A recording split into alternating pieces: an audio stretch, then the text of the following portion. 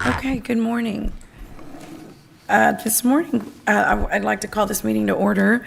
And this morning Miss Stephanie, would you please call the roll? Yes, ma'am. Mayor Paulette Guajardo, Present. Council members Roland Barrera, Sylvia Campos. Here.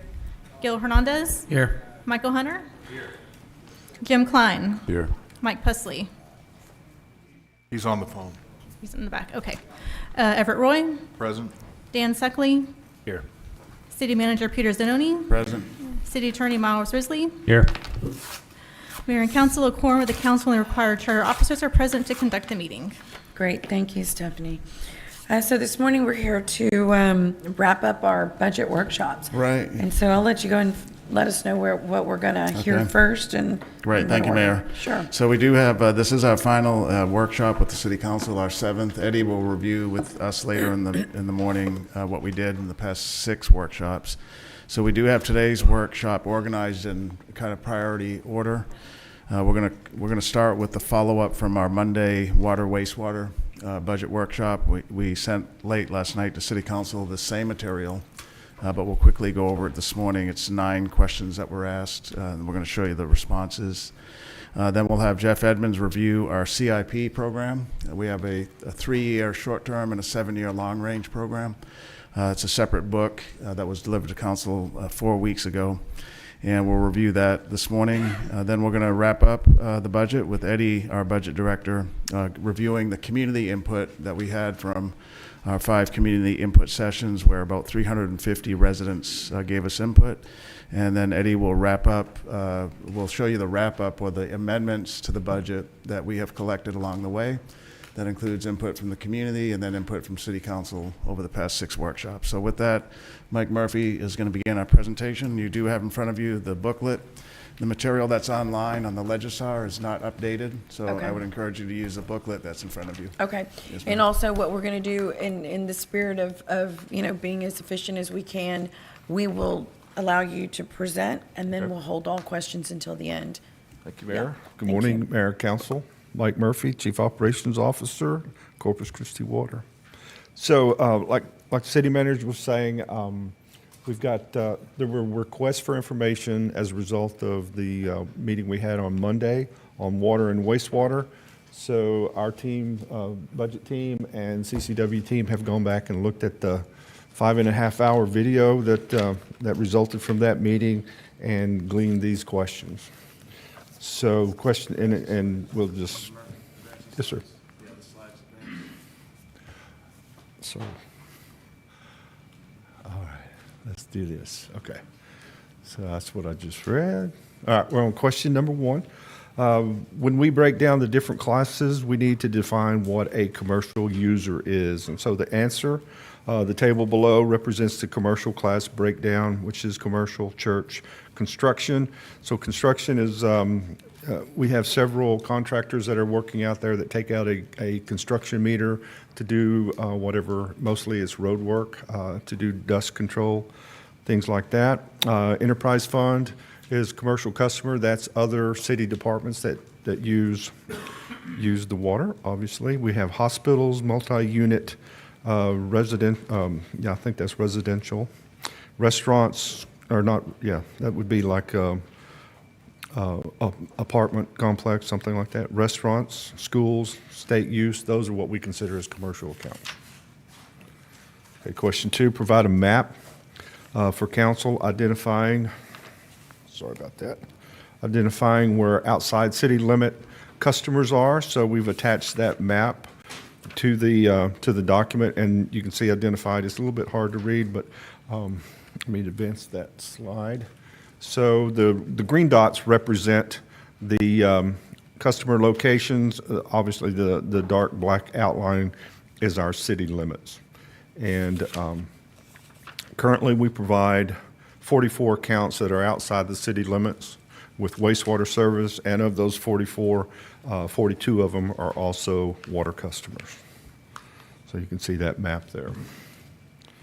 Okay. Mike, can you supply us with the list of names associated with those green dots, maybe an index of some sort? I'm sure, yes, sir, we can do that. Yeah, and I'm sorry, Councilman Pesley, you were in the back when we mentioned this, but in the spirit of time and efficiency, we're going to go through the presentations, kind of like last time. If you'll write down your questions, and at the end, we'll just hit all the questions from anybody who has any. Yes, sorry. Thank you, Mayor. Yes, sir, we will provide you that information.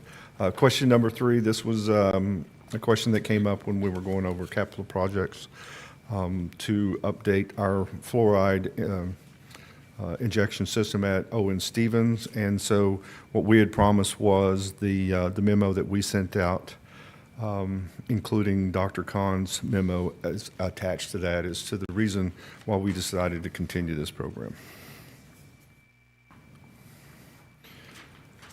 Question 4, can you provide the amounts charged for last year and this year to the city of Beeville, city of Alice, city of Mathis for raw water?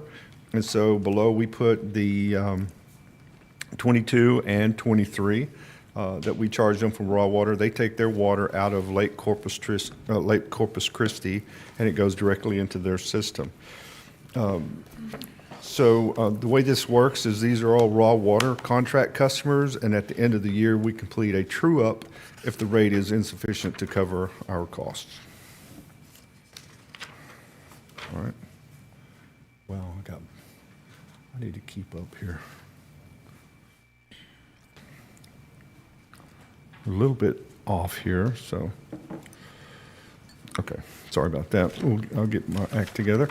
What is the actual cost for us as a city to produce raw water? This question came up in different forms or way of asking and all that. So the cost to provide raw water is $1.07 per 1,000 gallons. This cost does not include the raw water supply development charge of $5 cents per 1,000. So the total cost that to produce that water is $1.12 per 1,000. What is the cost of raw water based on where I guess that's CCW, where we're getting it from? The answer in FY22, based on the operational expenditures, the combined cost of raw water by source plus treatment at Owen Stevens, but before the distribution, is approximately $2.65 per 1,000 gallons. The cost by source is, as you can see below, where we've got Nueces, Texana, and Colorado water. And then the other question is, what is a weighted blended rate? And probably have these slides backwards. Should have started with this one, but late in the evening, so we decided just to let me talk over that. So what is the cost of raw water per contract at the source per 1,000 gallon basis? So raw water per source, you can see it below. Nueces this is at the pump. This is when we take it out of the river. This is right there. This is before we do anything to it. 49 cents per 1,000. You can see Texana 163 and Colorado 406. And so the way that we take this water out, through the year, this is a average amount of water diverted from each source. And it's obviously while we're taking more water from Nueces, it is our cheapest source of water. Texana at 163, and then Colorado at 406. So that's your blended rate right there if you want to average those together and come up with the 107. Can we tie the percentage of water used by revenue based on the 9 partners who contribute to the strategic water sources? So you can see from the table below, and I need to put my glasses on for this.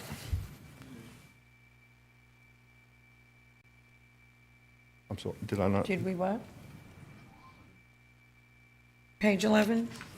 Yep, I'm on, yeah, so it may not match up, but question number 8, I've got page 12 I'm looking at, but it may be different in your, just because there were some changes. Well, I'm sorry, I was off one page, but Mayor, if I would have known we were going to have to wait and answer our questions afterwards, I would have made quick notes last night, but I didn't do that. So it makes it really difficult not to be able to do that.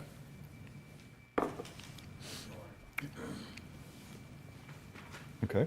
Okay. So total revenue, $142 million. 200,000 and some change. So we didn't just break it out into the 9 LVUs. We went ahead and put all 11 in there. It's a little bit easier to follow. So the total revenue generated from the large volume users is about $34.5 million.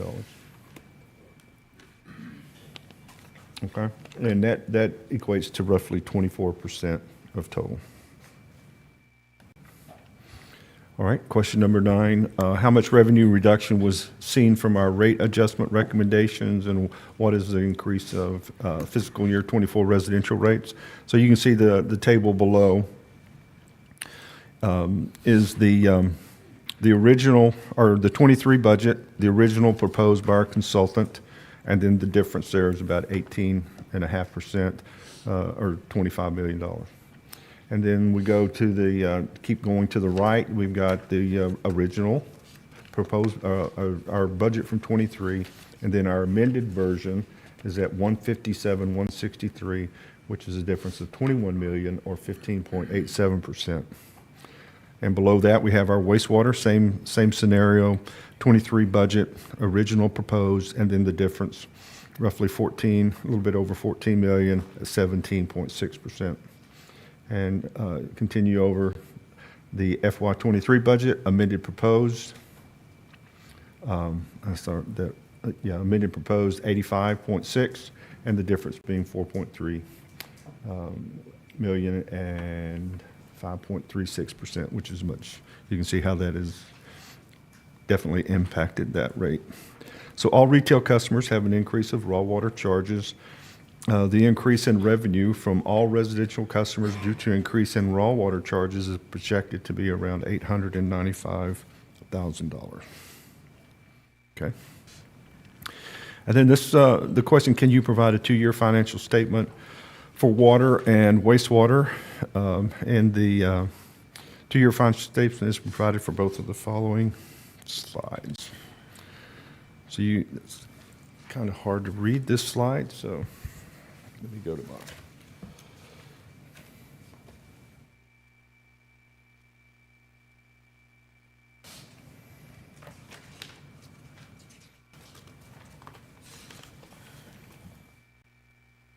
So the original proposed slide, it breaks it down into $1.82 increase for the average resident using 6,000 gallons of water, includes $500,000 to cash fund CIP projects, and historically reserved the contingency was calculated excluding debt service. So we need to increase the 25% reserve to take care of the debt service, and you can see the numbers in the chart above. And so the amended proposed rate, same 4 bullet points. You can see the difference once we go to the amended version of what we're proposing. Okay. Can I Yes, sir. just take a moment here? So Councilman Hernandez and I looked at this recently, and the next time we bring the financial policies to City Council, we'll recommend this. But the 25% contingency, the financial policies, the way it has been written over the years, is it was the total expenditure budget less the amount that we had to pay for debt in that year. So we were thinking of that in the last couple of days and thinking that's probably not the best recommendation, because if there was an event where we're not collecting the payment from the customer and the debt payments are due, we would still need some reserve to help pay for those debt payments. So that's why in this chart here we show you that impact. It doesn't have any impact necessarily on the bottom line, but it does on what we call that net ending balance. So we're going to look a little closer at it, and we have time to bring the financial policies back to council. But for these types of funds where there's a debt payment, pretty substantial one, like $20 million, if we're not collecting revenue to pay that debt payment, it's about equally as bad as not being able to buy chemicals and that type of thing, because we go in default.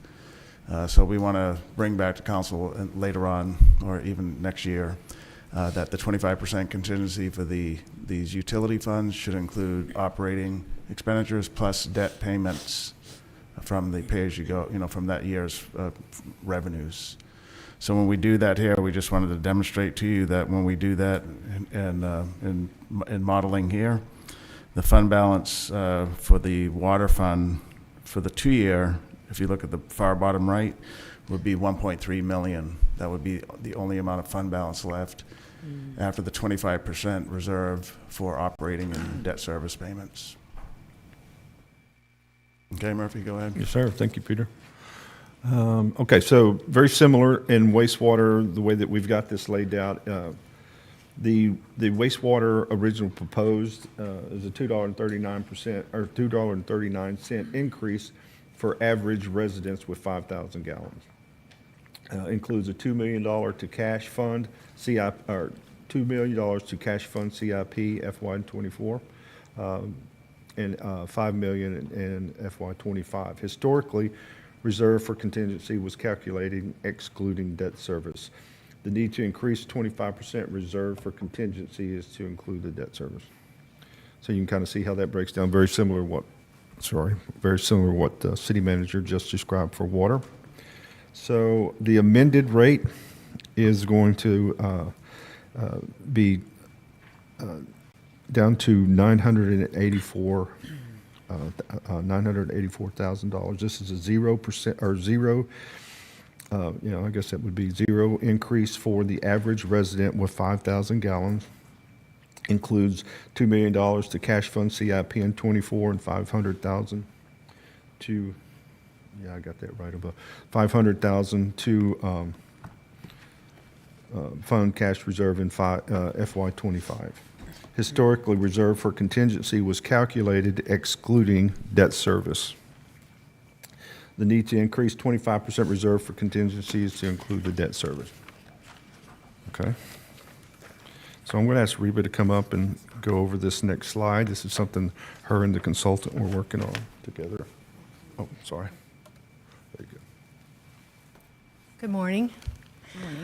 As the New Gen was reviewing the previous rate model, we came up with some inconsistencies in a hard-coded amount that was discounting the wastewater commercial rate by a percentage of the residential rate. Excuse me, Reba, just to put this in context, Mayor, this was the question you had asked us, that you asked us to get information on. This isn't new information, this is a follow-up. Yes, Right, I'm okay, sorry, go ahead. yeah.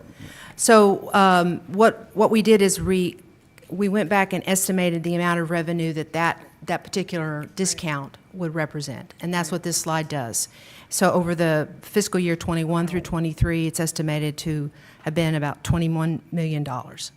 And there was no basis or justification for that percentage.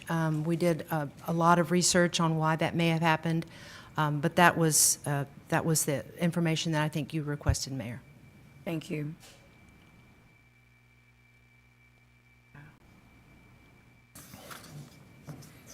All right, so the last slide was, have we considered the scenarios if industry builds their own desal with the drought surcharge exemption fund?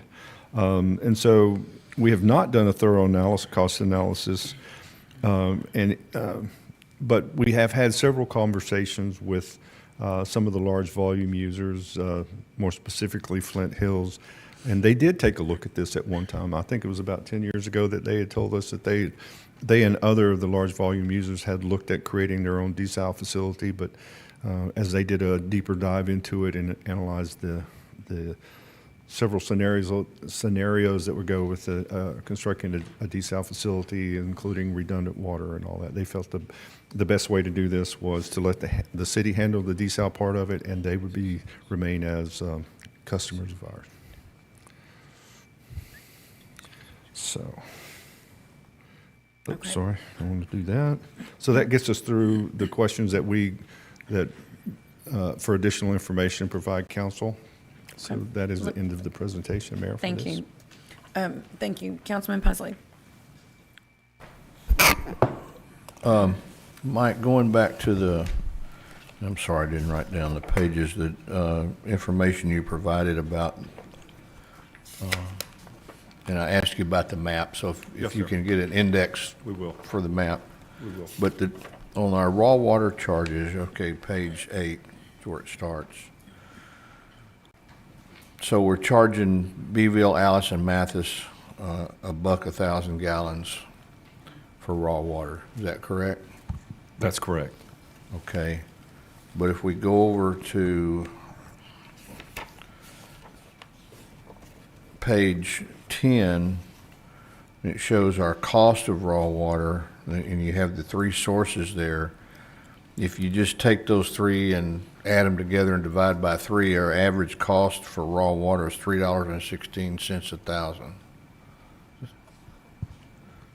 So maybe a Is better that not way. right? Well, I think what you're wanting to compare it to is probably closer to slide number 11. Because if you look at slide number 10, that is combined cost of raw water by source plus treatment. And the Beeville, Mathis, Alice water is not treated water. They take it directly out of Lake Corpus Christi, so you probably would need to be looking at the Nueces at the 49 cents. Okay.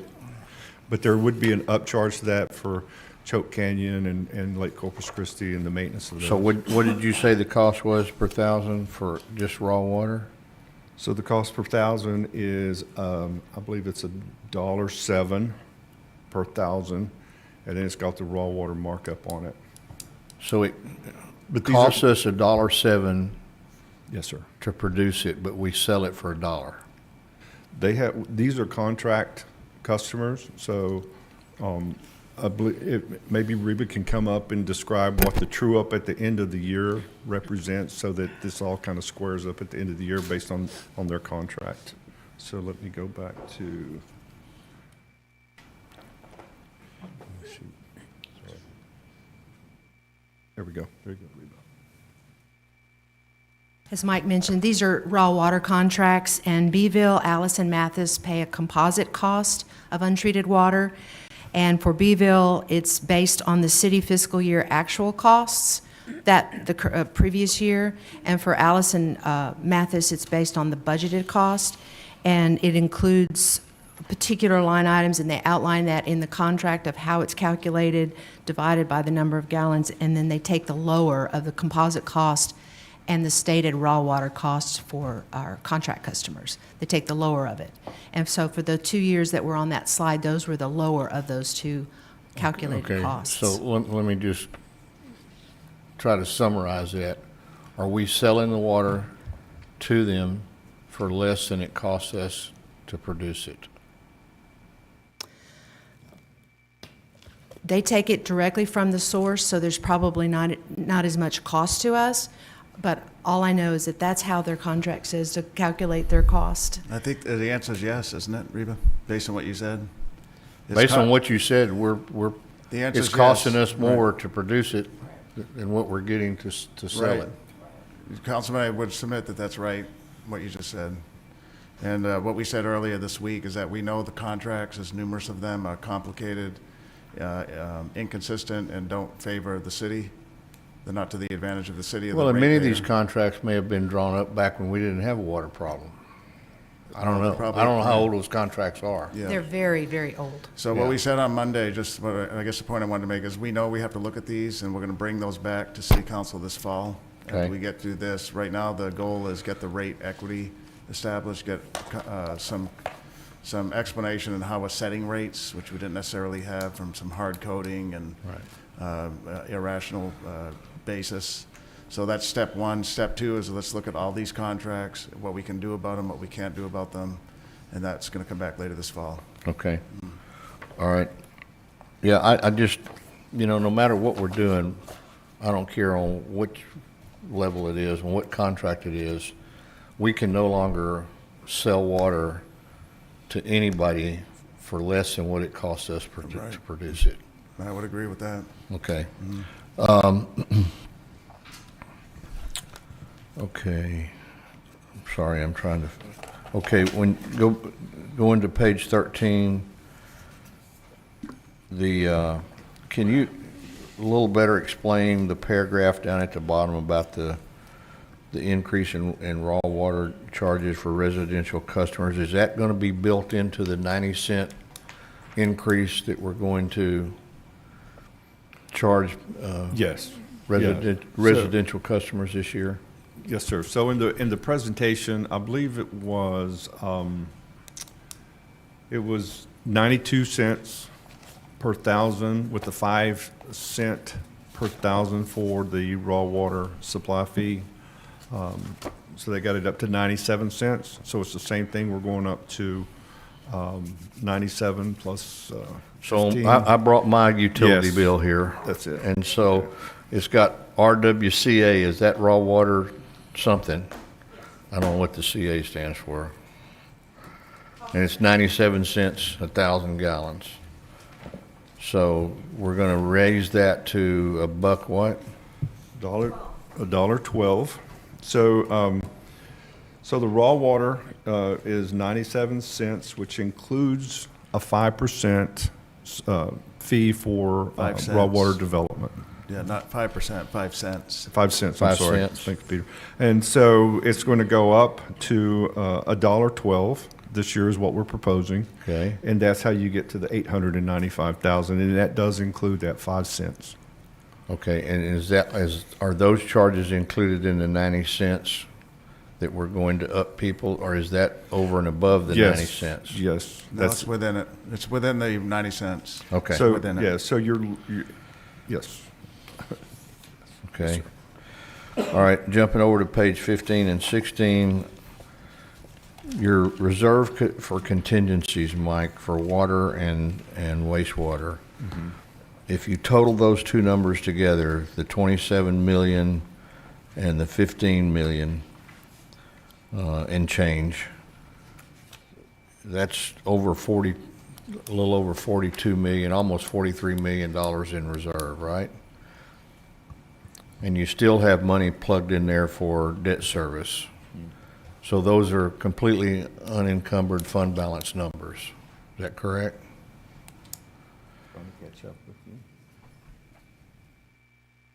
So if you look on your statement there, you've got reserve for contingencies, 27 million for water and 15 million for, Somebody just put a circle on that for me. I see it. okay? Okay.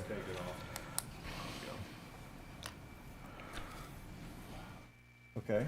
So the Okay, so proposed- that's yeah. $42 million in reserve. Okay, so I want to skip ahead to page 61, where we show that by reducing the, and I made a whole bunch of notes last night, and I went off and left them at home,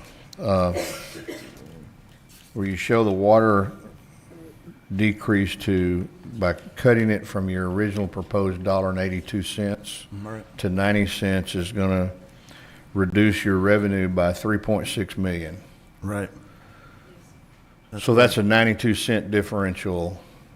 So what I would say is, I don't understand why we're carrying $42 million of reserve when we also have a separate line item for bonded indebtedness, and why we can't take another, and it would be less than 3.6, it'd be around 3.4 million out of that $42 million and not have to raise rates for residential customers at all. Councilman, let's look at page 15, and the second box there shows the reserve. Reserve for contingencies is Right. $27,312,822. Right, but what we wanted to show is that if there was an event where we couldn't collect payment from the customer, our debt payments are still due. So the practice of the city in setting these 25% was just to cover the operating, the Well, labor. I understand that, and I've heard that story for years, but in the last 50 years, has that ever happened? I can't answer that because I haven't been there for 50 years, but yeah. I've lived here all my life. I went through Hurricane Beulah, Celia, Carla, all those, and I can't ever remember the city not being able to collect its money.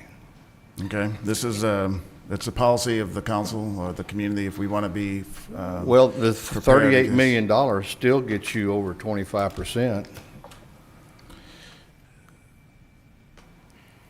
does except for the debt service payment, Yeah, right? but you have a line item for your debt service. No, we don't. There's a coverage. Well, it's right here. There's reserve for contingencies. And I'm not arguing, I'm just Yeah, I trying to know. understand. You have a line item here for debt service Right. for both water and wastewater, Yeah, and the fund plus schedule. a $43 million contingency fund.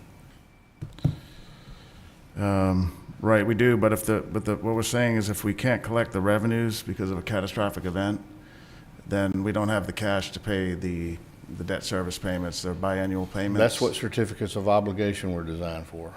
Well, theoretically, you wouldn't be collecting property Or- tax either. Yeah, this is an I enterprise. don't know, it doesn't matter, still revenue. You could, if you could collect property tax. I would just say that I don't remember a time where we ever in this city were not able to collect our payments that were due. I mean, Right, it's an I just think insurance, that yeah. carrying $42 million in fund balance in our water and wastewater fund is excessive. Okay, And why we couldn't take a measly $3 million and not have to raise residential water rates. okay. You can, we can run it if you want. That's fine. But, I thought, you talking about the 90 cents? Yeah, Okay. just wipe out the 90 90. cents, it'd be zero. Now, are we, 90 cents?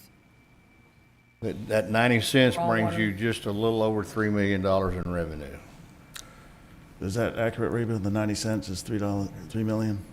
About 3.4, 'Cause that- 3.5, somewhere in that Because neighborhood. it's applied to all accounts. According to your math here on, It's a little bit different. The than 800, 90s. I Yeah. believe it's that second point on that slide about the raw water charges, the impact is about 895,000. But the raw water charge is applied to all of our retail customers. but you just said that was included in the 90 cents. No, the 90 cents reflects the raw water charge increase. Yeah, I understand, that's But what but I it- meant. Yeah, but it's the raw water charge has to be charged to all of our retail customers. So if you don't do a raw water charge increase for them, you wouldn't be doing. Well, a I raw didn't wa- say we weren't gonna do that. If you are saying that the raw water charge, the $895,000 is included in the 90-cent bump that we're gonna hit residential ratepayers for, is that correct? Yes, Okay. So if we reduce that 90 cents, it only reduces the raw water charge for the residential users. No, it's applied to all accounts. The raw water charge is applied to industry, I commercial. understand that, and I'm only saying we're only gonna reduce the 90 cents to a residential customer. Okay, I guess, could you do that? We could do that?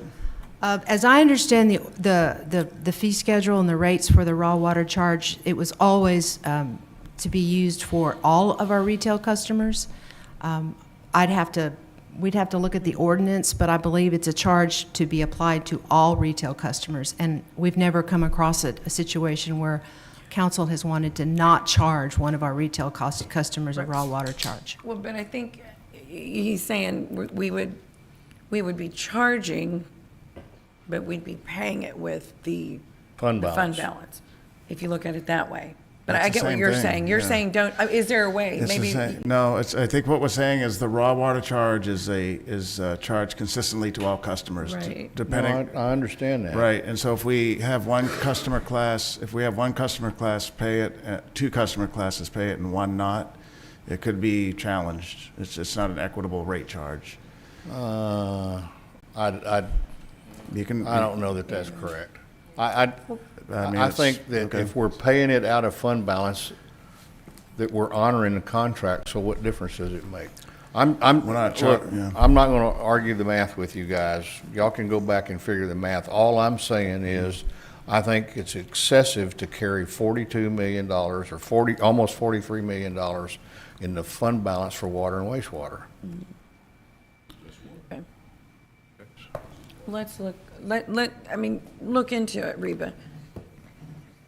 To see if you can credit residential and not the rest. That's essentially what, with the fund balance. Okay? Okay, let me see. I think that's my last question, but let me check, Mayor. Okay, sure thing. I'm sorry. No, you're fine. While he's doing that, was Reba, my question on the 21 million, the 28% discount, so has it been charged 3 years, or y'all just went back 3 years? I think it'd been charged a lot longer, correct? I believe it's been charged a lot longer, but I don't have all the rate Right, models for and that's- previous years. Exactly, okay, thank you. Okay, my last question, and maybe this is more of a comment, is on page 18 where you talk about the large industry doing their own deal. Back several years ago, Valero entertained the ideal in joint discussion with the city of Corpus Christi about putting in the infrastructure to pump effluent water to their refinery and using that instead of raw water from the sources.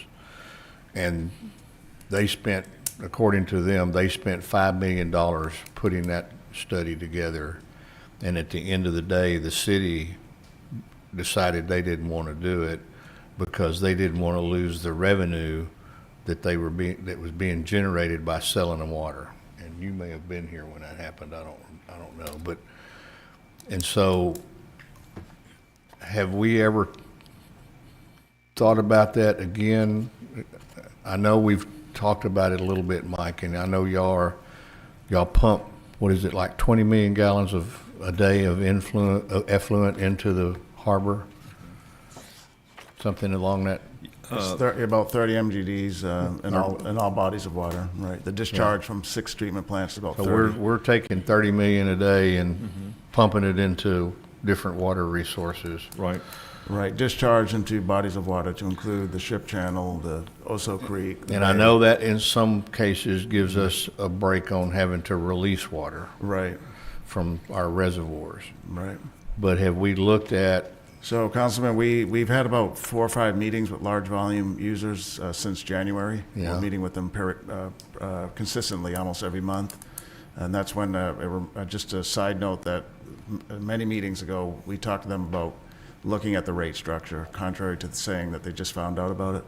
But in probably going back 4 or 5 months ago, Valero brought that to our attention, that they did. They told me 2 to 3 million. maybe on it the- was 2 to 3 million. Right, I on the don't remember. design, but we, of course, that predates anybody here Yes. in this administration, but we're going to re-engage with them. We told Mr. Lassiter at the time, I think he's gone now, but we need to talk to his replacement about getting those plans back. It's fully designed. Yeah. It would take waste water effluent from Greenwood and ship it to the Valero plant, and we think that's a good idea. Yeah. That water is just about potable from all of our 6 treatment plants. Right. And so we're going to look at that. Okay. We commit to looking at it with them. Yeah, I think that would be a worthwhile Right. exercise. We do too. And, I mean, we'd have to come up with some cost structure for the providing the effluent. But if They were willing to pay for not only the design, but the construction. Yeah, they were gonna pay for the whole thing. Right, and the city manager and staff at the time, or the council, I'm not sure whom, but between both of them, they killed the project. Yeah, Yeah, because they were gonna be in full control of the distribution to everywhere else on that side of the ship channel. That's what killed it. Oh, they were going to sell it or something? Yeah. Oh, okay, well, we didn't hear about Another one that. of those deals. I see. They were Okay. going to go in their I own business. never heard that one, but Yep, that it was in could, the presentation and it's documented and on our city website if we wanna look it up. Okay, we didn't know Valero was going to sell it, and make a profit on it. well, we can certainly control that through a contractual You can. agreement. Okay, okay. Okay, Mayor, that's all I had at this time. Okay, great. Councilman Hernandez. Okay, thank you. On the, going through my list of questions here, on the fluoride system, do all the cities in Texas water systems fluoride their water?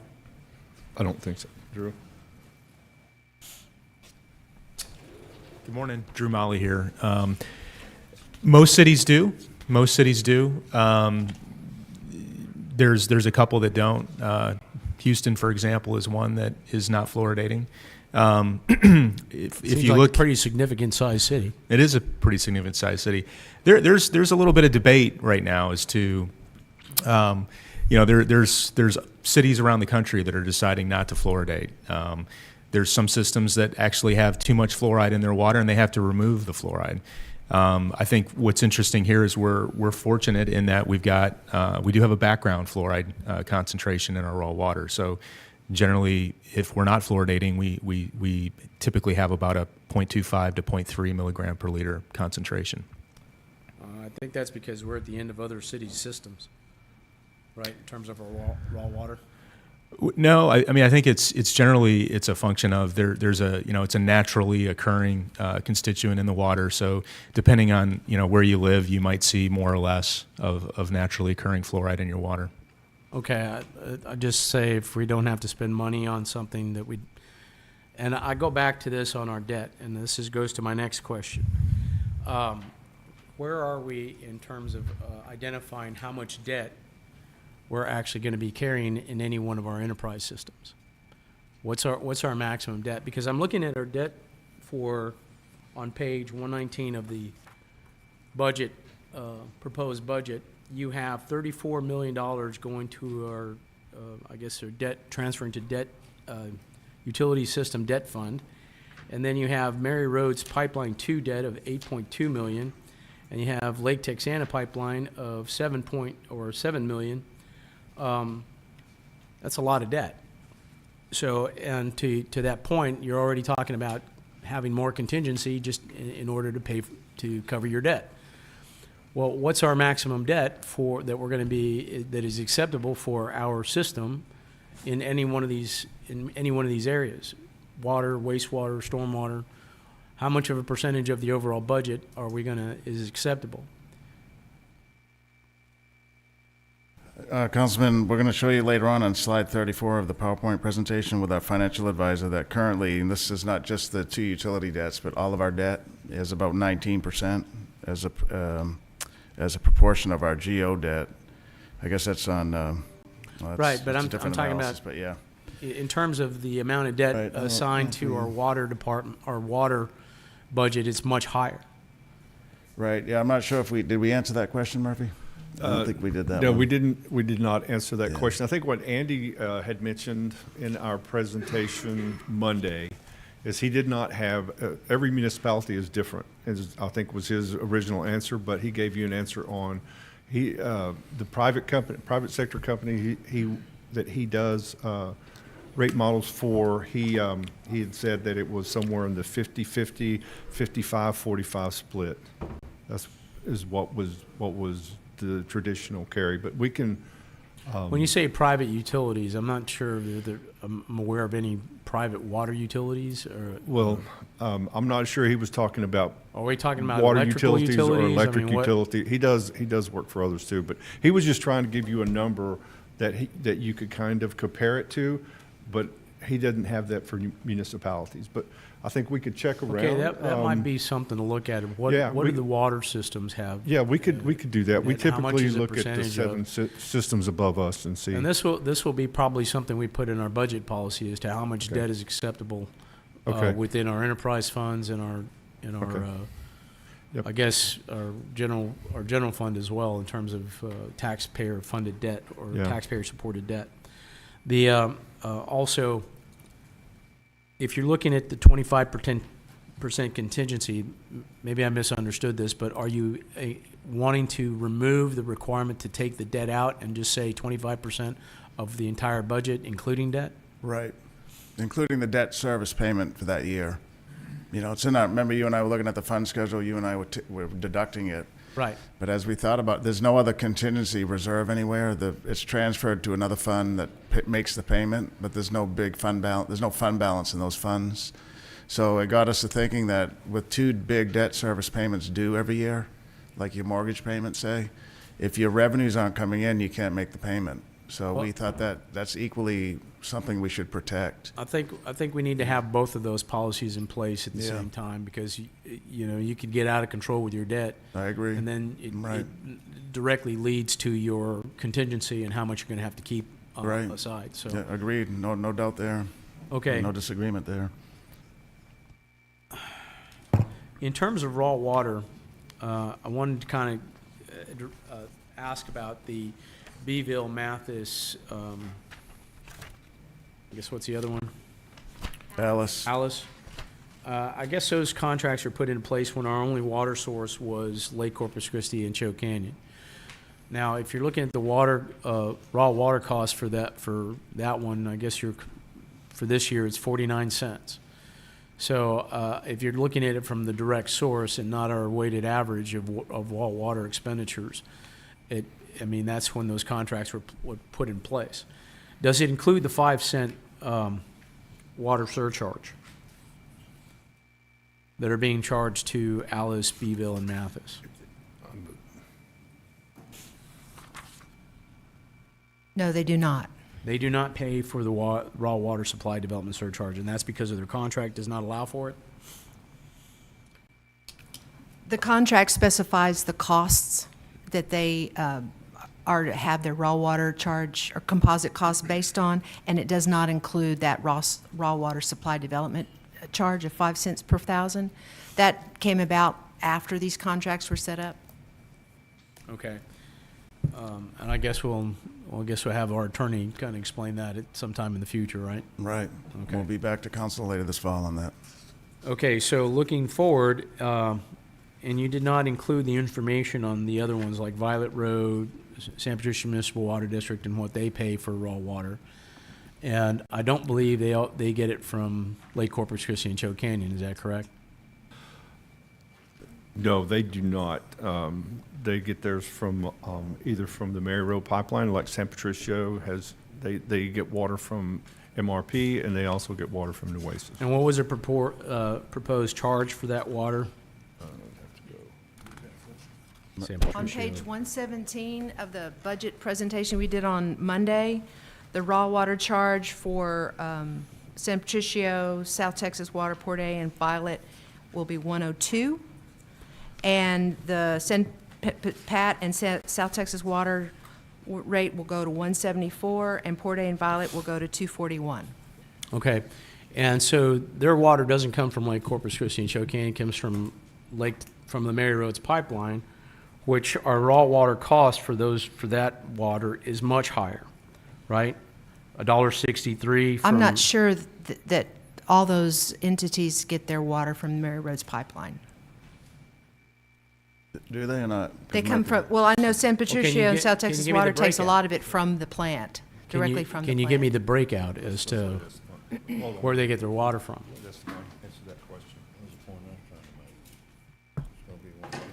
Yeah, let's go back to your first question, which is just take San Pat Water District, because that's a big user. Where do they get their water from? San Pat Municipal, they get their raw water from the Nueces River, and then they also can pull from the Mary Roads pipeline for San Pat Municipal Water District. So Okay. they're unique. And then you're asking where does Okay, so Violet, they use the blended raw water cost, right? they're charged the all treated, so it's all the same raw water. all the same raw water. So, but you said our raw water cost is $1.12 now, right? The- Or $1.07 without the 5-cent surcharge. Yes, that's what Okay, but we're charging them $1.02. because they're the contracts. Yeah, per the contract that we know needs. So our contract requires us to sell that water below cost? Yeah, yes, it does. That's why we're going to be bringing them back to the council. It seems like having a contract that makes you lose money doesn't seem like it's a valid contract. Their raw water rate is a 1-year rate. The $1.07 is a 2-year rate. So that makes a difference in how the rate is calculated. So our raw water rate or cost is less for just this 1 year versus for next year? Yes, their calculation is a true cost of service, and so they get charged based on a 1-year rate, 102 for fiscal year, for 2024, and then the 174 and 241 for the treated water. Okay, but we're charging our retail customers the 2-year rate, right? Correct. Man. Peter, I can't see us sustaining this because it makes it too complicated in trying to justify who you're charging what when you're not charging everybody the same for raw water. We may I almost recommend us going to an annual review of this as opposed to a 2-year deal, because this is, we're trying to average out for a 2-year period. And it's, then you have these anomalies where you have some that are getting lower rate because of their contract. We have no problem with that, Councilman. The council is the body that recommended the 2-year program. We can certainly do a 1-year. It's no problem. If your council wants to do a 1-year rate review, Okay, well, You just tell that'll us have to and be we'll do the it. choice of the council. what's that? That'll have to That will be, change our proposed rates. Yeah, that would, we'll recalculate everything, but that's the council's prerogative. You tell us what you want to do and we'll do it. So that means. We've been doing a 2-year because the council directed staff years ago to do that. Right, which means every year then we would be looking at Yeah, increasing or doing, right. You would. but we're basing. Yeah, I don't know. We're basing this year's rate on proposed increases for 2 years from now. That's correct. And so I just don't know how accurate that is, because I'm looking at your proposals and what your expenditures are for year 2, and it's for water, which was like an $11 million increase in expenditures, right? And then your debt service is going up astronomically. So like I said, Yeah. this is creating a problem. no, and I hear your point. I agree on that side of it, but what's the flip side? And what would be the, excuse me, the recommendation on this side of things, in your experience or your professional judgment I'm on it? not sure if we're ready for a recommendation this morning, Mayor. We'd have to do some comparative analysis. I think we should look into that. Yeah, we could do some comparative analysis, and we haven't given it much mean, thought. We've just yeah. been doing what the council told us to do. Sure. I mean, it's a good point, Councilman. All right. Okay, Councilman Barrera.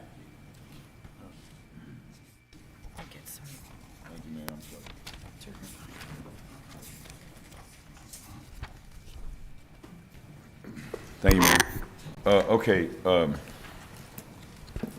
me go back through here. Explain to me on question 7, slide 11. So I'm confused, especially with the dialogue that Councilman Hernandez just brought. So our cost to manage raw water out of the Nueces is 49 cents? That's our contract cost to take water from the Oasis. Okay, And so, that's based on several thousand acre feet. so the other 50 cents is that we're saying it cost us, like, if Mathis or Beeville is pulling it straight out of the lake, why the extra 50 cents? Yeah, so you have to maintain both you have to maintain both lakes. We've got dams at both lakes. Okay. And so there's a cost that's inherent in taking it out of Corpus Christi. Is that, did I miss something there? Mr. Vaughn, okay. Okay. Okay, that makes a lot of sense. Okay, on question 8, slide 12, out of all these large volume retail treated customers, how many, which ones of these are their rates going to increase 104%? So it'd be the outside city limits. I think we've got that. Yeah, the ones that have outside city limit next to it, Councilman, so Valero, So Lindell, Valero's going to go up 12 million. Sitco. No, that's not the go-up amount, that's what they're billed in total. That's what they're building total. Right, for the budget, right, that would be for the fiscal year '22. Okay, so, but we're proposing increasing their rates 104%, right? If their volume were to stay the same theoretically, Right. so you're telling me that from Valero is going to expend, so that way we have this rate equity is going to expend 24 million. Well, they're using the same water. I Let's don't put think it that, let's answer that question, Reba, I don't think that's, is it Yeah, going up explain that to 24? me, please. 24, or is it going up 12 plus 6, 18? Are you talking about the large volume customer? Yeah, rate? just Yes. Valero specifically. He's talking about On outside city limits. slide 12, question 8. So out of all these, I mean, my Yeah. common sense, which is I have very little, tells me that if these are all our outside limits, with the exception of Javelina Company and Naval Air Station, the Naval Air Station, then our we're gonna collect another almost 30, probably 30 million in revenue? This is fiscal year '22 numbers. The amount that we would be collecting for the, just for the OCL large volume goes up 9 million on that, that's in the financial. So did they decrease their consumption? No. So- No, that's so- just based on increasing the volume rate from $1.95 to $3.94. Okay. So, all right, then you're gonna have to really, if we're the volume rate, okay, so then we're making an adjustment and they're paying 104. I don't understand that. The that's what we were recommended for having some rate equity between our outside and our Okay, I inside city understand limit that. customers. But I don't understand, I mean, here's my sense, okay, so if I'm Valero and I'm paying, or I'm Roland Barrera and I buy 12 million gallons of water, and then obviously I know there's a minimum charge, you know, but, then if my rates are going up 104%, well, then that tells me now that I'm paying 24 million. Am I overly simplistic? Yes. Okay, so It's- explain it to me. Well, the rate's made up of 4 different components for our large volume. There's the minimum, the volume rate, the first 10 million gallons rate, and the raw water rate. So the only part that's going up is the volume rate. Gotcha. The minimum's going to stay the same. The meter's going to go up slightly, and the actual large volume charge for the first 10 million is going to be going down. Gotcha. So they might they might spend maybe 13 or 14 million instead of 12. Maybe, I'd have to calculate it, but it won't go up double just because their volume rate's doubled. Well, I would think that, I don't think they'd be raising be getting all in a fluster if it's going up $1 million. I'd have to calculate what it was on their Yeah, 3 billion I'd like to gallons. see that for all of them, For all of these customers? yeah. Yes, ma'am, if you don't mind. I mean, I hate to make more work, but I think the thing is that we should have done all this work long ago, so that way we could see the definite rate impact. And that's part of my disappointment with this, is that we're here having to look at this very, very complex model. And I don't think 3 months would be enough time to seriously consider it. So that's there. Okay, so on slide 9, so the difference here by with regard to the reduction in rate after the proposed amount comes out to about $3.6 million is what we lose in revenue? Because you're telling me 25 million, 169, well, we were proposing 160 million, 806 of revenue, and now with the changes, it's going down, it's 157,000. I mean, 157 million. I'm on question 9, slide 13. Okay. That helps? Okay. All right, so you're looking at the water, Well, the thing is that, and then here's where I get frustrated. okay. I just want to know I don't want to, if you're just telling me how much money we're saving by not raising rates, to me, that's just very simple. It's $3.6 million.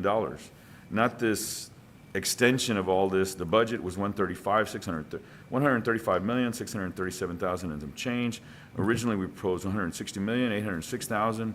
There's a difference there of 18.56. So then now we're increasing the cost 18.5%. Right? That's what we're That was the original proposed. Okay, so now we're saying we're going to increase the rate 15.87% overall. Correct. And the difference between that is about 3.6 million. Yeah, whatever those two, yeah, I see what you say. You want me to do the math for you on those? Nah, that's all right. I mean, I already did. No, I mean, but that's what It's you want to just, see in it's the just, slide. I just think when, as Okay. my good friend to my right likes to say, financial jujitsu, Okay, so, all right, let's go to the once again, and I have the same argument that or the same concerns that Councilman Pusley has. So I'm still, I don't know of any situation, and correct me if I'm wrong, of the lending institutions that considers no revenue.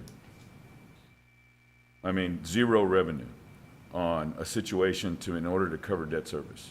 I mean, we went through a pandemic, and we still had revenue. I mean, I myself have lived through, I don't know how many hurricanes, but over 50 years. I mean, in the last 5 years, or the last 4 years since our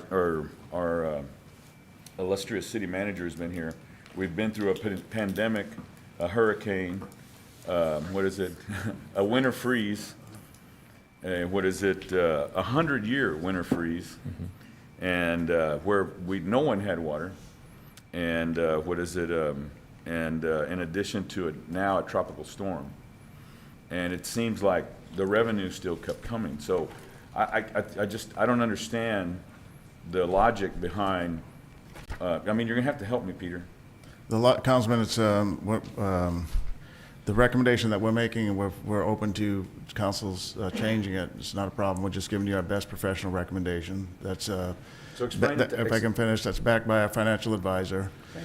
So the financial advisor and us was saying 25% reserves for catastrophic events, like we've had a Category 3 hurricane. Agreed. Like a Category 5. Agreed. Or 2 Category 5s back to back.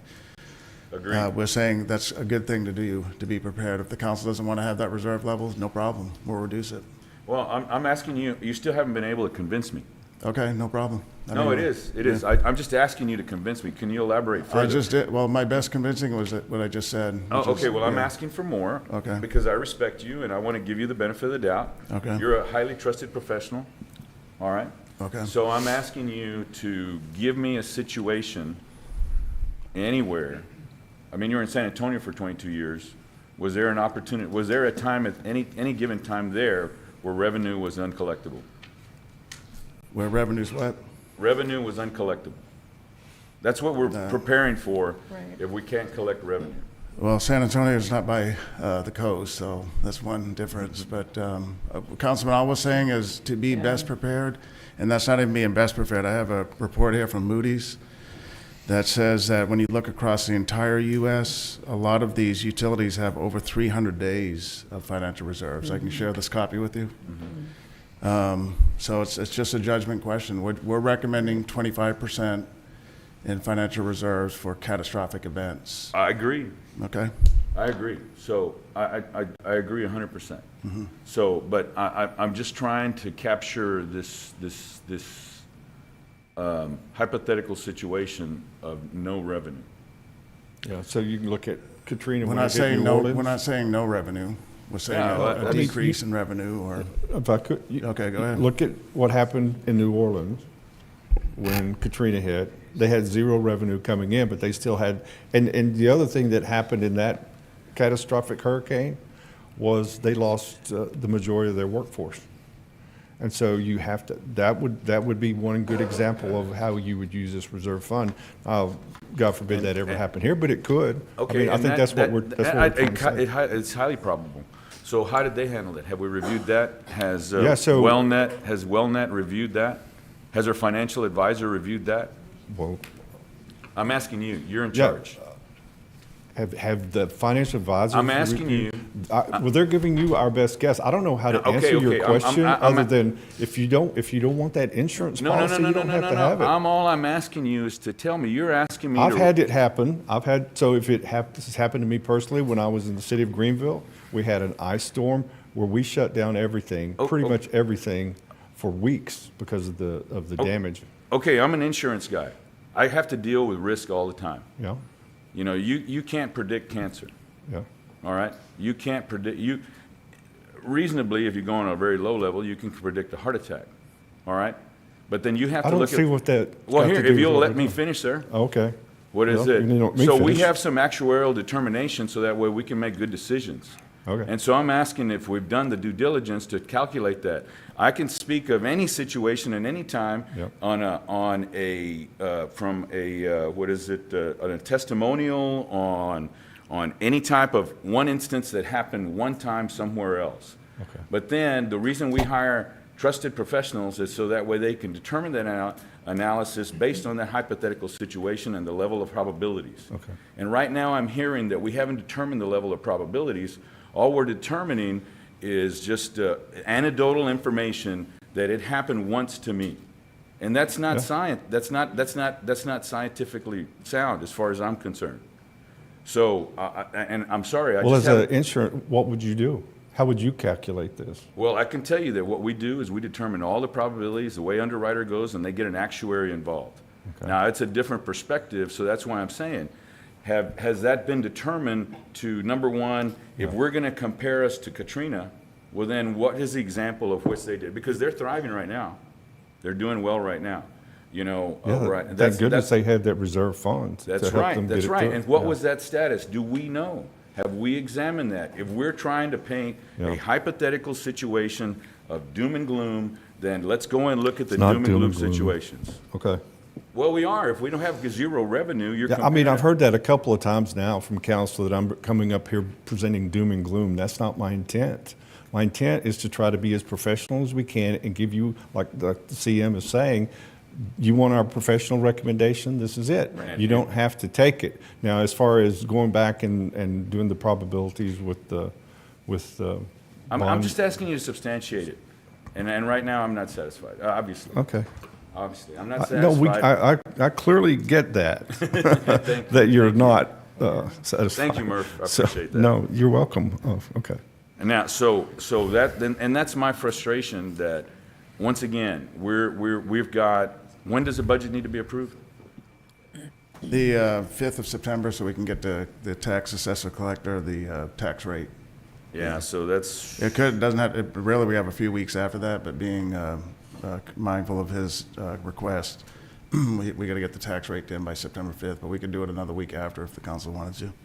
all right, so, and you know where I stand, so I'm not gonna belabor it. Okay, so that being said, then what's the acceptable amount of debt to maintain a favorable rating? I know, I mean, common sense tells me that, and like I was obviously being facetious earlier, I don't have a whole lot, so maybe that's why I get impatient. So, common sense tells me that if we have a reduction in our fund balance, then that doesn't look favorable for our bond rating, okay? But I want to know, I mean, in the industry that I came back with when I was in finance and now serving on a credit union board on a very simplistic level, we look at a debt ratio. So what is an acceptable amount of debt based on our revenue? And it's a debt ratio to maintain that rating. Okay. We've got our gentleman that's coming up following this presentation. I think he could probably go, unless he wants to do it now. It's up to him. By the way, he's very credible.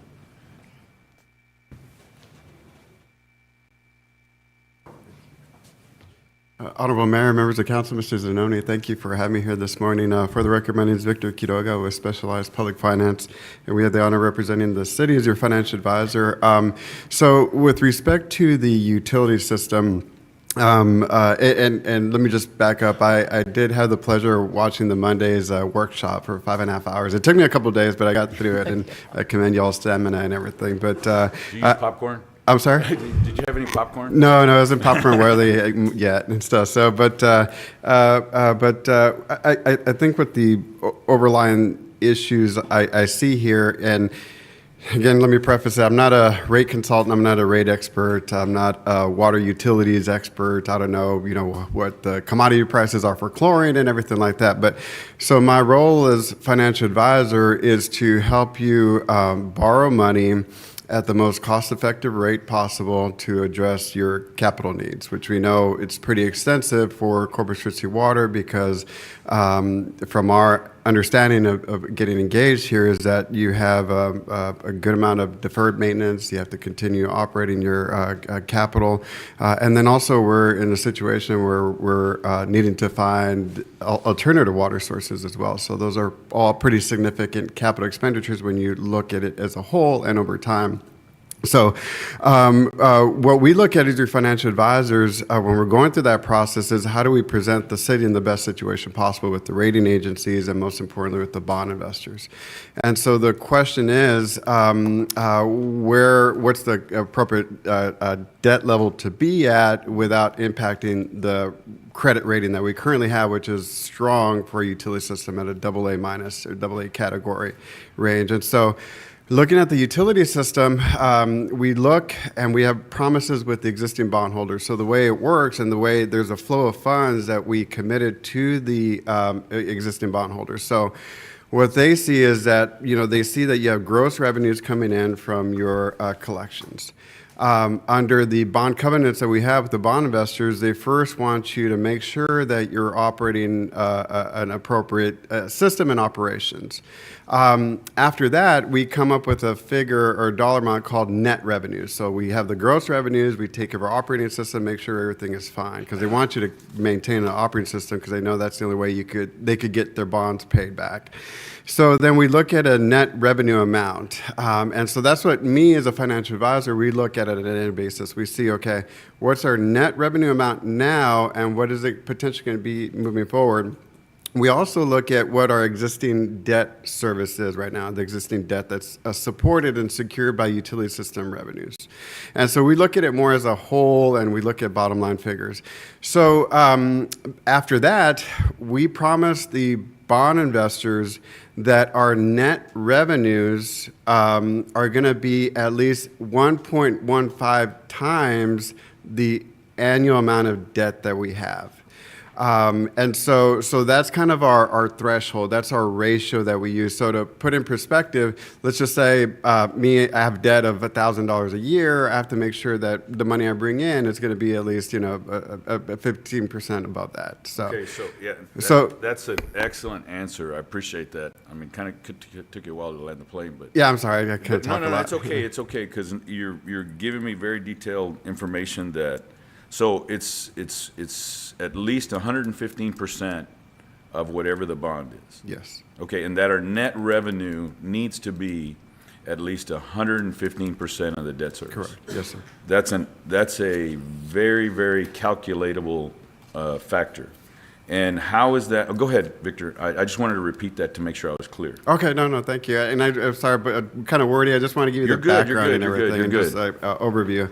And so that's the minimum threshold. So if we get close to that threshold or go below it, then that's going to impact us in the future in trying to borrow money to address all the capital needs that we already have. And so that's where we look at it, and that's the perspective we come. Whether you raise your rates on industrial, commercial, residential, we can't opine on that. All we care about is the bottom net figures that we're working with, and to be able to look at your analysis moving forward. And Victor, what are we at today? So based off of the recently issued debt that we did, we're about a 1.3 times is currently what we're looking at. So that's in our world that's a little close to that 115 because we know that we have additional debt moving forward. Okay, and Peter, Michael, Reba, whoever, have we calculated what that is for those 15 basis points? Yes. So in our models, what we have is we have a placeholder because prior to our arrival here, the city is in an agreement with the Texas Water Development Board for a potential desalination plant, and so there's an expected cost in there. So in our debt models, we have that as a placeholder for right now, just in case that does move forward. We have enough revenues to cover that project. Beyond that, we have probably capacity right now of about $180 million of additional debt moving forward. But those are preliminary figures, and that's where we stand currently. But our capital improvement needs are are beyond that in the next few years. And you know, what we were hearing, and okay, you know, Victor, I don't know if this is you or somebody else. So that being the case, based on, and I don't know, we've had these discussions. I know you haven't been involved with the rate modeling, but have we had these type of discussions when we're calculating the rate model WellNet? Because I still haven't seen how we calculated these rates. And I don't know if the idea of future debt to what is important to the rate agencies has been calculated in here. Has that been done? That's Reba, Reba's saying yes, it has been done. All the debt that we have existing uses the 1.15 as a requirement. Okay, so then, once again, but we're at 1.3. So have we calculated the other 15 basis points based on what we have available? Not in the rate model. Okay. So then, I mean, once again, as a layman that's trying to figure this out, I'm just wondering how much different that is. Okay, thank you so much. Go ahead, Victor. I'm sorry, can I just put a little bit more perspective? Sure. Because when I did watch the video, some red flags kind of rose up from my world, on the bond world. Yes, sir. And so the 1.15 times coverage, that's a little bit below what the average is out there. So when rating agencies look at us, and we do, again, have a very high quality credit rating, which allows us to get the best interest rates possible for you. And so what's common out there is to have a debt service coverage ratio of about 1.25 or above. The higher you have it, the better rating agencies look at you, but at the same time, the longer it's going to take you to issue new debt to cover your additional capital needs. So that's one thing. The other thing that we look at too, and I know there's this discussion about fund balance. I'm a pretty conservative guy. Yes, sir. And so what we like to see with our clients is that the larger the fund balance you have in your system, whether it's the enterprise system or your general obligation debt aside, is the stronger fund balance you have, the more creditworthy you're looking towards with the rating agencies. With our experience working in the Coastal Bend area, I've always recommended, it's not always followed, that we have more than 25% in your fund balance and 50%. To come up with that, we don't use any actuarial things, and I know the likelihood of actually tapping into it is hard. But the perspective we're coming from is that the rating agencies view favorably on that, and if they view favorably on that, they increase our credit rating, and then it's easier for us to issue debt at an affordable basis. Just want to let you know, the 115 is fine, but the closer we get to that, the less likely we're going to be able to address additional capital needs. And that makes a lot of sense. That makes a lot of sense. That's something that at least it's much clearer for me. So I really, really appreciate you doing that. It's just that I don't know that I haven't been at least made aware that that was a component of the calculation. That was a component of determining the rate models. That's really where my challenge is, because, and candidly, I've asked for it twice, and I haven't seen it. And I haven't asked you, Reba. I've asked for it from Murph, Corey, Peter, and Sony. So what is it? And I haven't. And I mean, the last time was over a week ago. So, but thank you, Victor. That really clarifies a lot for me. You're welcome. So then, yeah, I'm done with you. Okay, great. Thanks. Have a seat. My free day. So go ahead. Oh, well, I mean, I've got one more. I'm just. Okay. I'm trying to make sure we follow the plans. Oh, where? Yeah. Okay. Yeah. So then, I guess that's the other thing. If I go back just based on history, as a layman, it seems like we've not been able to expend the funds in the last 4 years that we've collected in revenue. So if I'm sitting on the TV watching the news, or for whatever reason, and I'm watching this at home, I'm still looking at it, and we haven't been able, other than the public telling me, don't raise our rates, industry needs to pay their fair share. I haven't really heard any compelling reason of why we're raising them at all, because we haven't been able to expend based on the revenues that we have. And I don't have a problem. If there needs to, I agree, there needs to be rate equity. I agree. But if that's the case, and it's lopsided, well, then we need to just lower the rates instead of just maintaining the rates. We need to lower the rates for the residential ratepayer. Because once again, we're still collecting more revenue than we're able to expend. And in that practice, we're at 1.3 to be able to maintain our bond rating. You know, and that's once again in the last 4 years, a winter storm, a hurricane, a tropical depression, and a pandemic. So I'm having a very, very hard time understanding this. All right, well, that's all I have. Thank you. And Reba, if you want to expand, that's I okay. think Reba might want to say something. I'm going to make a comment, and then we're going to move on. Right, are you done? Another important part is to be able to cash fund our projects in CIP, and minimizing the fund balance doesn't allow us to do that. So that's another component. It doesn't address the debt, of course, because we want to minimize the debt, but because we need to have plenty of capacity. But if we keep our fund balance at minimum, we don't have the fund balance to use the next year to cash fund our CIP. It's not at minimum. It's not at minimum, in my opinion. What are you considering minimum, Reba? Well, after the 25%. Right. Okay, and so. And after we cover our debt service coverage Right. with our proposed financial 25%, anything that falls to our fund balance can be then used to cash fund Right. our CIP in future years, because that just reduces it in the out years. Agreed. But we know what we've done is we've looked at that in a theoretical fashion. We haven't calculated, we haven't projected it. And that's the thing, and that's where I go back to this testimonial or this anecdotal type of suggestion. We haven't calculated. When we're calculating rates, in my industry, we don't have that luxury.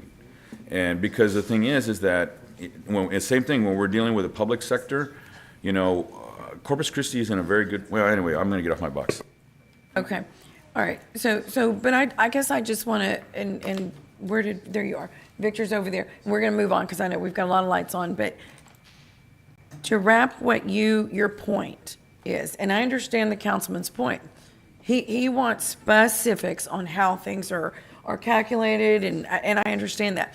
But as a professional, you are saying to us, and I think staff is, we're at what, 14%? You're recommending 25% because we don't know if something could happen. Or, well, yeah, we're at 1.3. But anyway, regardless, I'm saying increase. Victor, you are our professional advisor, and you just stood here and said, basically, yes, it would be a good thing for many reasons. Now, maybe not all council members up here, need or want all those specifics. We don't know what could come. We don't know. Who would have ever guessed the freeze? Who would have ever guessed that storm in Wimberley? You don't know. And so for me, being more conservative is extremely important. And I'm with you. It affects a lot of things outside of just having a very, very conservative, healthy reserve for if something happens. And I understand your question, Roland. Well, has it ever happened? Well, a Wimberley deal never happened before either. The freeze we got never happened. We don't know. We live on the coast. We do not know. So I'm very hesitant to kind of, I guess, challenge the depth of. I understand it. I understand the reasoning, but I also understand you're our professional, and you are sitting here telling us, and as our own professionals are telling us, the recommendation is to increase it to be more certain. And that affects all of the things that you look at that we are making certain, or we want you to take care of us with. So, am I right? You're exactly right. From my perspective, what I would like to see preferably, and I don't have to make the hard decisions like you all do, but Right. We want to see larger coverage. We don't want to get close to that 1.15 Right. times coverage. We also want to see a healthier, larger fund Right. balance. Right. And so from Okay. my perspective here is that you could decide to reduce rates and reduce your net revenues that you have available to pay your debt, but in the future, that's going to impact us Right. as to how much we could afford to address these other needs that we already know Right. we have down the line. Right. You could also, you could also reduce, your fund balance, and then when the rating agencies look at us, they rate us not just on what we're doing, but they also rate us as compared to other entities throughout the country. And so this is where the 25% is a little bit lower than what they want to see coastal communities be at. So with all that said, is I'm giving you the things that you can to be more in a credit positive position. Right. And I'm also here to tell you that if you make other decisions that reduce those coverage ratios or reduce your fund balance moving forward, there could be a negative impact or a credit negative situation where our credit rating is downgraded. But I'm just here to let you know, Yes. those are the things that Right. we're looking at. And we appreciate that. Thank you. You did a great job. Councilwoman Campos. Thank you, Mr. Murphy. Thank you, Mayor. Oh my God, I'm so confused.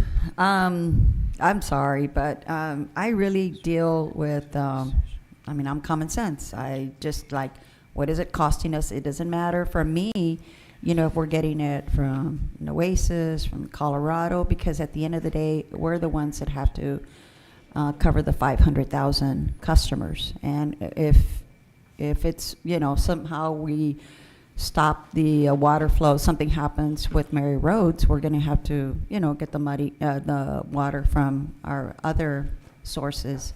So to me, it should all be combined, just, I guess, like you've got it on page 10.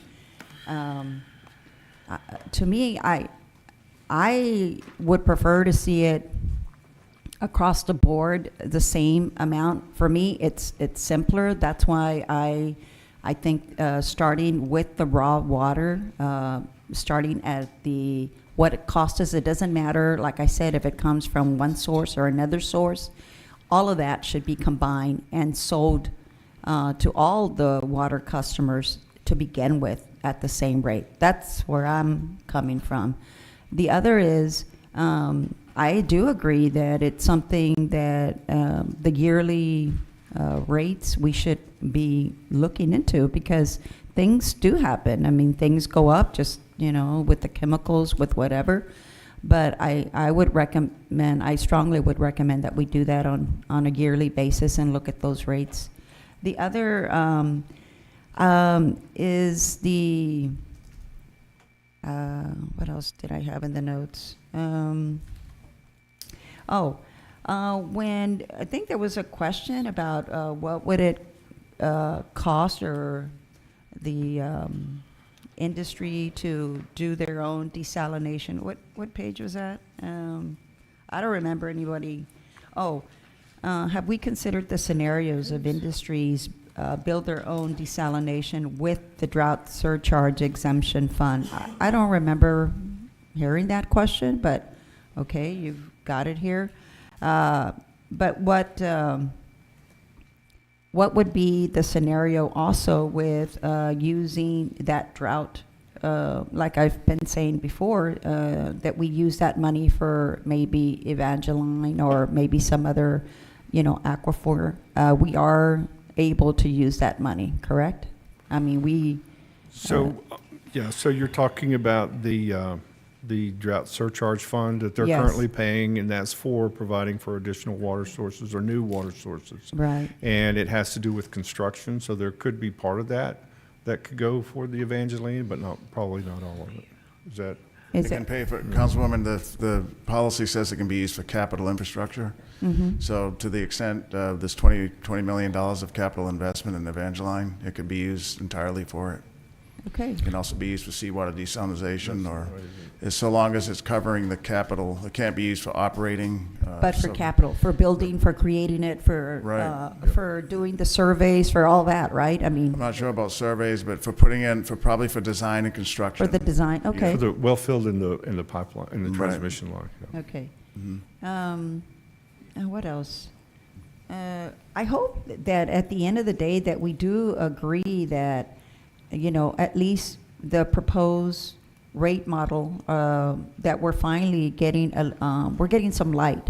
That there was no, I'm sorry to say it, no rhyme or reason to how these rates were created to begin with. And that's what we're trying to do now. We're trying to fix the beginning of of our system, our water system, our raw water. That's what we're speaking about right now, right? We're just trying to get to first base.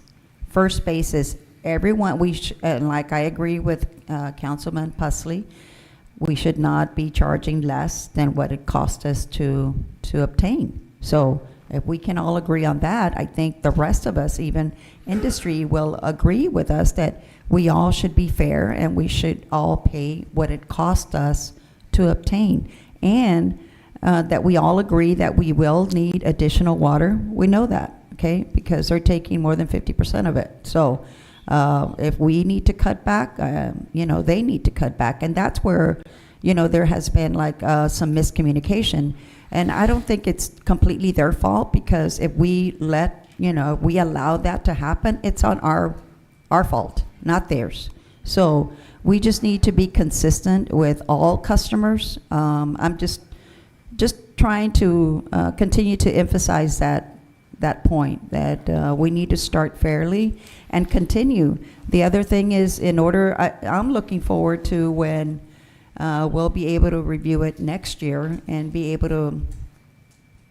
to see if maybe some of our customers, our large water users, will be actually using less water, because it'll cost them just a little bit more. So, thank you. Okay. Councilman Suckling. Thanks, Mayor. To the discussion that Councilman Hernandez brought up about rate setting annually, I agree completely. This being my first time going through the budgeting process, I was shocked that it's been such a struggle to figure out what our cost is. I think that ought to be a document that's integral to our annual budgeting process when we talk about water, is knowing what our cost is. And so, again, I think it's critical that we have a formula that's very clear as to where all the data was derived from, and that should be one of the key documents that we have as a part of this process going forward. So just wanted to mention that. Also on Councilman Pusley's comment about the affluent option for Valero, that seems like a pretty good win for us there to try and save 3 or 4 million gallons per day if we can make that happen. And then to some of the discussion with Victor, and you might want to come back up, Victor. And it's probably Victor question, comment, and maybe staff. But with respect to the 1.15 debt service coverage covenant for the debt instruments, somewhere in one of the presentations, and we've had a lot of presentations, we had an item in there that talked about the recommendation to increase our the budget for the coverage from 1.25 to 1.50.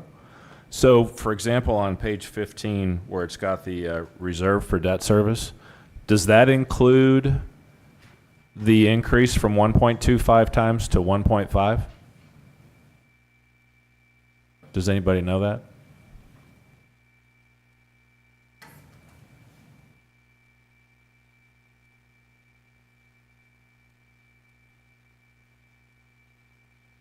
Could you repeat your question just one more time, please? We'd had somewhere in one of the presentations the discussion about increasing the Yes, sir, the reserve coverage. from 1.25 times coverage to 1.5 to give more Yes, sir. spread and to give to lead into what Victor's Correct. requesting is to have a nice size coverage ratio. Is that within, for example, page 15 here where it talks about reserve for debt debt service? Is that recommendation to increase that from 1.25 to 1.5? Is it embedded in that reserve number? Well, indirectly, because when you do your debt service coverage, you're looking at your net revenues, right? Is that correct? Yes, your net revenue. So it's not actually money sitting aside, it's money that came in that year, as opposed to your debt that you're going to be paying that year. This other one is for contingencies. So the 25% that we're recommending in the operating fund is for, in case something catastrophic happens, we'll be able to continue to pay our bills. So they're related, but not really. if that makes sense. Okay. Yeah, So Councilman- the coverage ratio is looking at revenues coming in, not necessarily your fund balance. So that reserve for debt service number is not impacted by that previous recommendation we saw. I don't believe so. The 1.25. In my to opinion, 1.5. it's not. Yeah, it is not, Councilman. We haven't, Okay. we haven't purposely increased the revenues to get to that 1.25. Okay. We have not. From the one, okay. Yeah, from the 1.15. The strategy has been keeping it at the 1.15. It's a little higher, as Victor said, but we didn't purposely build in a rate structure that would generate more coverage ratio. Okay. Yes, sir. Okay. I'm not sure. It's confusing. Yeah. Yeah. Okay. Because based off the comment earlier about the 1.25 to 1.5, we were intentionally trying to increase our buffer. And now, based off all the discussions the last couple of workshops, we're actually talking about going the other direction, essentially. So Right. I'm just That's trying right. to figure out. So increasing or decreasing the rates affects your coverage. So the coverage ratio is looking at your revenue for the year coming in. And so your fund balance is what's left over after that. So for the first year, that revenue is going to be considered in your that 1.15. But after that, if there's extra, it goes into your fund balance. So then you're going to look at next year and do another assessment of the revenues coming Sure. in. So if you cut your revenues in year one, you're not going to have that in year two. It could impact your debt coverage ratio in year two. And you may not even realize it until you get to that point. Absolutely. Right. And there's another reason to do this on an annual basis. Yep. Thank you. Okay. Councilman Pusley. Thank you, Mayor. So, Peter, in many instances, and this is only my second go-through on the city budget, and it seems like I may have a college degree in budget before we get done with this year's, but we carry a fund balance in all these different sections of the city's budget. So my question is, do we sum total those reserve funds and come up with one fund balance number for the city? We do in our financial statements, we do, Councilman, yes, sir. Yeah, that's what But I we thought. don't, yeah, but we don't strategically look at it because these funds are separate. Some of them have, like our airport fund has requirements where we can't take airport fund balance and use it to take care of police salaries, as an example. Well, no, there's some Right. exceptions to the rule, but for the most part, you take and sum those together. We do. And have in your financial statement for the city, we have a fund balance number. And is that what Victor looks at? No, He's trying to calculate his 1.15? No, he's looking at the independent fund, so he looks at just the wastewater, just the water fund independently. And so, Well, actually, in our utilities, it's a combined utility. So he looks at we have several utilities, so water, wastewater, gas, and stormwater. yeah. That's what we call our combined utility. So Yeah. when we're looking at debt coverage ratios, it's those four utilities combined. Okay, and I want to go back to the point I was making before about the water and wastewater reserve funds for contingencies totaling up $43 million. And if you go through and total up your contingencies for your debt service that you're holding in those columns also, then let's see, you've got 27 million, 13 million, 15, 6, so 61 million total that you're holding in those two funds for both contingency and debt service. Let's see, if we look at the, I just want to make sure we're following it right here. This is 27.7 and the 16 point. If you look on page 15 and you look at the amended rates. Right. Okay. You've got reserve contingencies of 27.3 million. And then you've got reserve for debt service at 13 million rounded up. Right. And then you go over to wastewater under the same columns. Right. You've got 15 million for contingencies, and 6 million for reserves, 6.2 million. So if you total all that up, you're $60 million Okay, in those two funds. right. And Victor, my question to you is, does that sum total of carrying those contingencies and, so my point is, if you didn't have a line item in there for debt service, if you just had fund balance, then that's where your statement comes in, that you need to have a fund balance that's strong enough to carry your debt service. Where we look at it is we look at what are the annual expenditures to operate your system, and then we want, and rating agencies want to see, in this case, no less than 25% of how much expenses each year it takes to operate your system. So when we talk about the appropriate fund balance level, that's a figure that we're looking at, but historically the city has been mindful in that it also has, in addition to operating your system, we also have annual debt service payments to take care of. I've always been told that if that should be calculated basically on 3 months, because typically 3 months is going to allow you to get back up and going.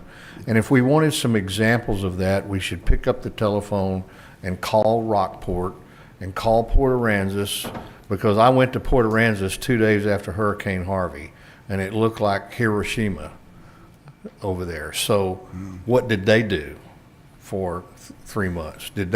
Were they not able to collect funds for months and on end? So my point is,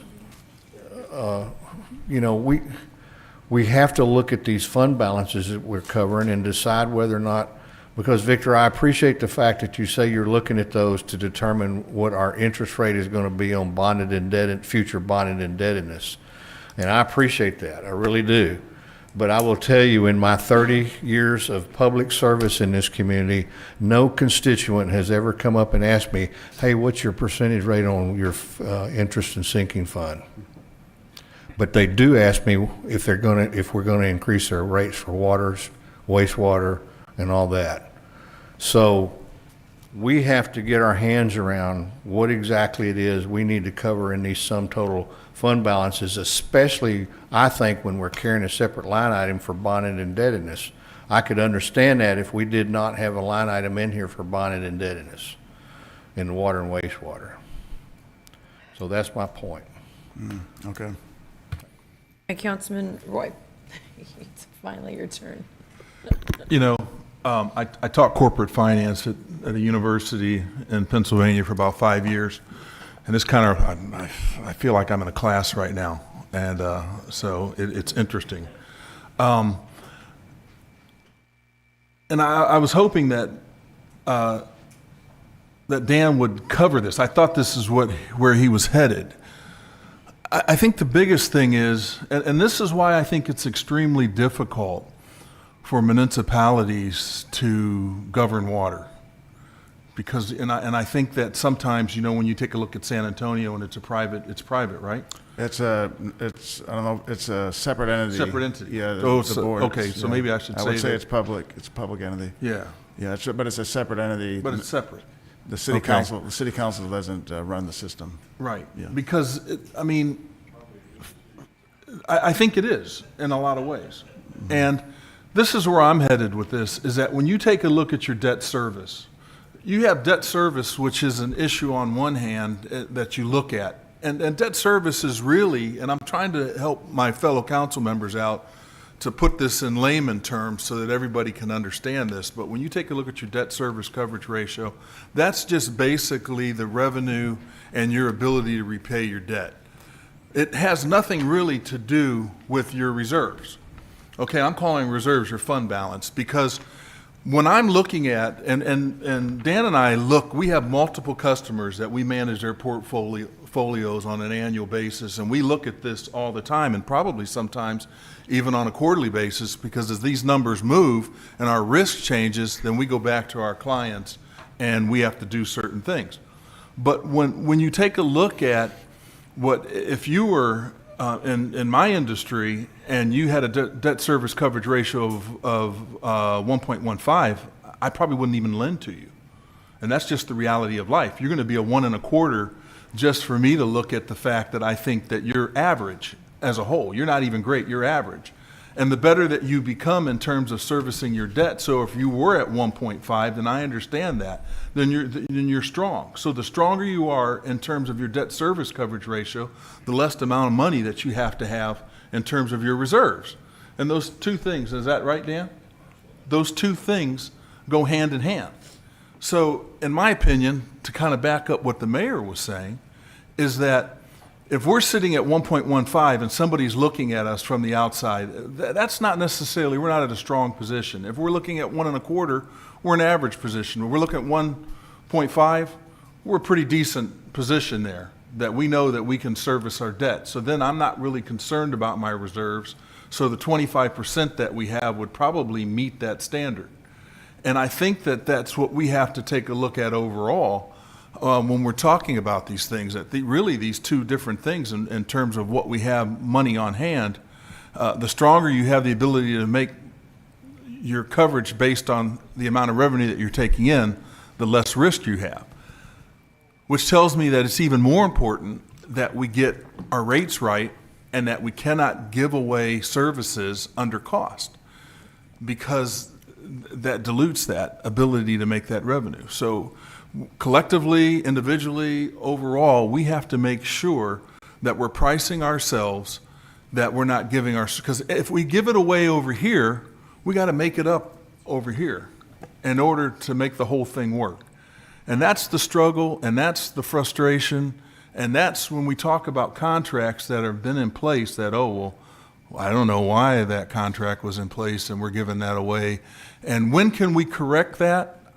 I don't know, but the sooner the better.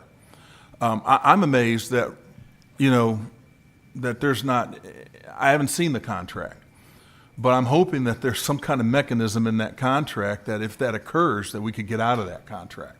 You know what I mean? Maybe there isn't.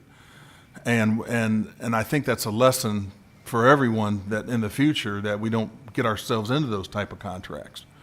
But as I sit here and listen to this, I mean, I think it's important. I think we have to follow what Victor says, because we don't want to open ourselves up to a situation where our credit rating decreases. Because why is that? Everybody comes to you and they want money when times are hard and their financial position isn't the greatest. That's when they want money. We need to present ourselves in a way so that we stay strong, so that if we do have an emergency, then we'll be able to get that money at a good rate. Right. And that's really all I had to say. That might be elementary, but Jesus, it's something that I felt like as a body we need to hear. Great. Yes. Thank you. Great comments. And just one more quick follow-up on Everett's great comments, Everett. With respect to the cash flow coverage, and Victor can, I'm sure, support this, is as his underwriters and other underwriters that are looking at the city, is if we've been at a 1.3 and we've been on an upward trend, obviously with all the good work that you guys have done, staff's done, we've shown improvement, is to come back and have a lesser debt service coverage next year, then we're on a downward trend. And that bankers, underwriters look at trend analysis. So certainly we'd rather avoid being on a downward trend. So Amen. And I just want to say one thing. Our job, both Dan and our job, we're underwriters. That's what we do. That's professionally what we do every day, is we underwrite. Yeah. And so you guys are, I mean, if anything, I can't tell you a lot about prescriptions or the probability of cancer or anything like that, and at least right now. But we can talk about the risk associated with being on a downward trend. So thank you. Right. Councilman Klein. Thank you, Mayor. I'm going to keep this brief. I felt the need, Dan mentioned this, Sylvia did as well, and I think Gil, but perhaps I missed others as well. I think I'm in favor as well of the idea of annual review of water rates as opposed to 2-year reviews to avoid some of the situations we find ourselves in right now. I share the public's outrage, and really outrage is just a very polite word. The public's outrage at the unfair water rates, and so that needs to be corrected. The proposal that's before us now does not achieve equity. It does not achieve equity. It moves us toward that, but it does not achieve that yet. And so I want to make sure everyone's aware of that as well. And regarding water contract, that's a topic for another day. Obviously they need to be re-examined, renegotiated. I would argue done away with, because the circumstances change. The situation is in water is so fluid, it changes so frequently that it makes a contract almost untenable. And anyway, so I just keep that in mind for the future. Thank you. Thank you, Councilman. Councilman Hunter. Thank you, Mayor. And I definitely agree with our underwriters. I agree with our 1 year. As much as I love going over water rates, I think this is like my four and a half time doing this, fourth and a half. I don't know. My concern is that every time we come back, it's always the same thing. We have to raise rates. We have to raise rates. We have to raise rates. So if we went from a triple B bond rating to now we're sitting at AA, and we've been here, thanks to y'all's leadership, why do we have to keep raising rates every single year? Is it just because we're spending too much? Is it because Guild's C of O's are getting to us? Which I do agree with you. I think we had to do some of those back in the day. I guess what my concern is I think we need, and I don't know if we can, but I would like our financial advisor to reach out to us more. I think that Dan and Everett are too busy already for me to bother them all the time. But I would like to hear from him more, and I think he needs to be reaching out to us. I know he works for the city, but I'm asking you, Peter, if that's all right. And Yeah, if we can. Sorry to interrupt. Go ahead. No, that's it. I was just going to say, you're the city, so yes, he works for all of us. And Okay. he's a new firm. We replaced the prior firm. So Victor and his partner have been a great change for us here financially. So they're more than welcome to work with you all as well. Because I know he's been doing a good job working with the staff, but not all 9 of us agree on everything. Yeah. And I think, in a way, you should probably be hearing what we're saying directly to our staff members also, so that you can bring us different options. Yeah. Good. Thank you. Yes, sir. Okay. Councilman Pusley.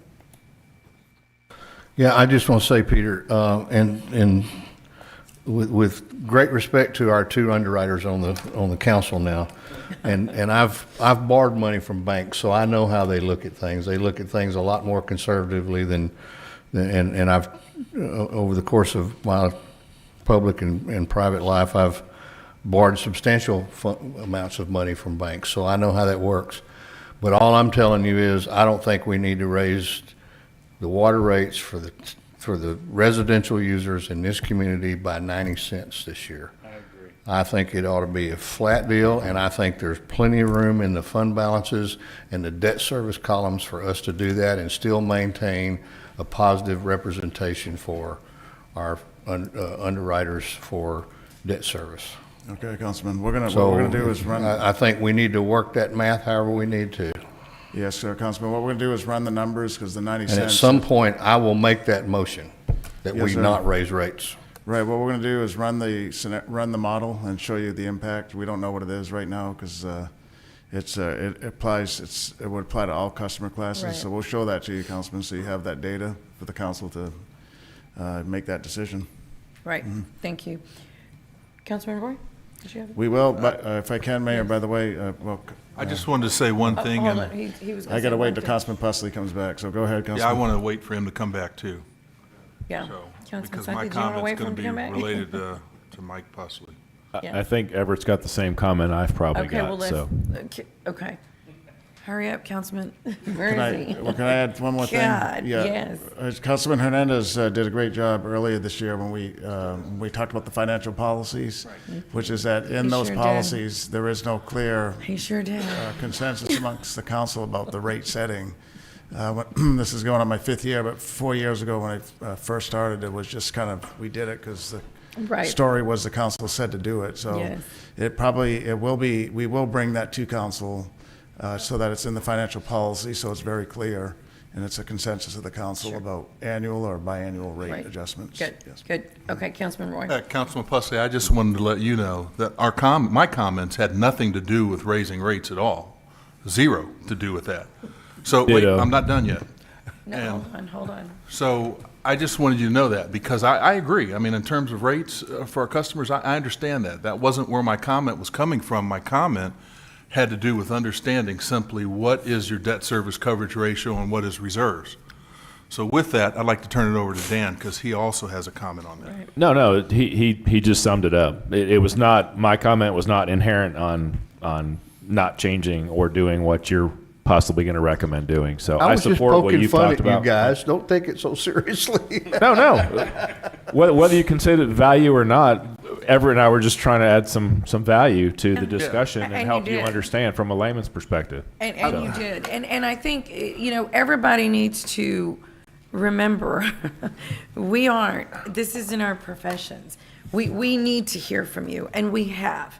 And like you said, Peter, you come back and bring, okay, here's what it is, if we can do that.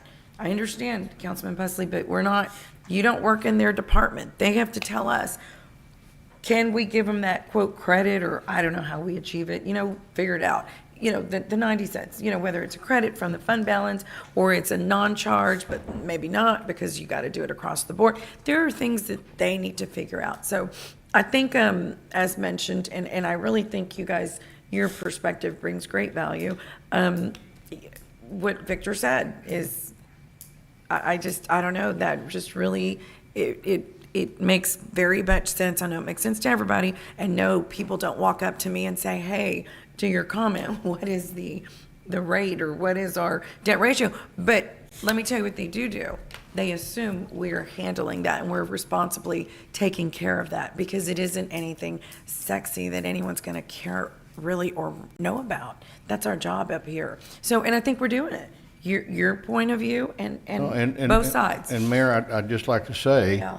and I appreciate what Dan and Everett had to say, I really do. Yeah. But I've sat through those conversations when I was a school board member, because we borrowed money when I was a school board member. I sat through those instructions from our financial advisors when I was on the commissioner's court, and we borrowed money when I was on the commissioner's court, substantial sums of money. So I understand the process and what you're trying to do. What I'm trying to do is, out of all of these budgets, is make some sense of the amount of fund balance that we're carrying in each one of these categories through our budget process and through all the different budget books, to figure out what is equitable and what Victor needs to consider as being a safe amount for this city to cover, to carry forward with respect to our bond ratings. And that's all. Right, good. And Councilman, so what, we are going to post later today, this goes to Councilman Pusley's point about no rate increase in the water. We have to post the agenda later today for Tuesday. So because we still have to run the analysis for you, we're going to have the rates that we have recommended, the 90 cent in the water, 0 in the wastewater. So you'll see that tonight. So I don't want you to get alarmed to say, they didn't listen to me, goddamn it. Calm down. It's going to have, that will be in there as a baseline. I would never say that, Peter. No, we know you wouldn't. Yes, sir. We know you wouldn't. But so then we'll get to you over the weekend, the analysis, so you can see it. Yes, sir. Okay. Yeah, just so- Okay. yes, sir. Councilman Hernandez. Okay, thank you. I understand his concern and not wanting to raise rates, but you can only do that really for 1 year. If we're going to do that, it's got to be a 1 year model, not a 2 year model, because we don't know where we're going to be in 2 years or what the projected costs are going to be in 2 years. And that's why I said it's too much to try and wrap your arms around the rates that you're projecting for 2 years. Also, the other thing I'm concerned about, far be it for me to prevent Victor from earning money by selling our debt instruments, but I'd like to reduce that. I mean, you're already roughly at 30% in debt service payments from your budget, out of your budget. And I'm looking at last year's budget, not the projected budget for this year, because I'm really not sure what that's going to be, right? So if you're going to continue on that rate, I mean, you have projected 222 million for your capital improvement plan for water. I mean, and that's going to necessitate us to raise rates in the future. You know, because if you're looking at the net revenue to debt ratio or your debt service ratio, it's going to continue to increase. Right. Okay, so I want to make sure that we have that in control and that's considered. Now, if we need to put a policy in place on how much debt we have or what that ratio needs to be, or for whatever that looks like, I'll ask your recommendation for it based on our industry standards. But, you know, acquiring more debt forces us to make more revenue. Where does that revenue come from? Increased rates. So just let's pull back on the reins. And I know we have a lot to do, but we got to live within our means. So we're not putting that on the backs of the ratepayers. So whatever that is, you need to balance that out. And if we need to do it by every 1 year, and look at it on an individual year basis, that way we're making good decisions, timely decisions. I think that's the best case scenario. Okay. Okay. Thank you, Councilman. Thank you. Okay, did you have anything, Councilman Roy? No. You can make a comment. All right. Okay, I think that's all the comments. Okay, great. and Thank you. questions. We have our second presentation is the CIP review. Okay. And Victor's here also to go over some of our debt analysis and certificate of obligation analysis. So Jeff Edmonds, our engineering director, will go over the capital program.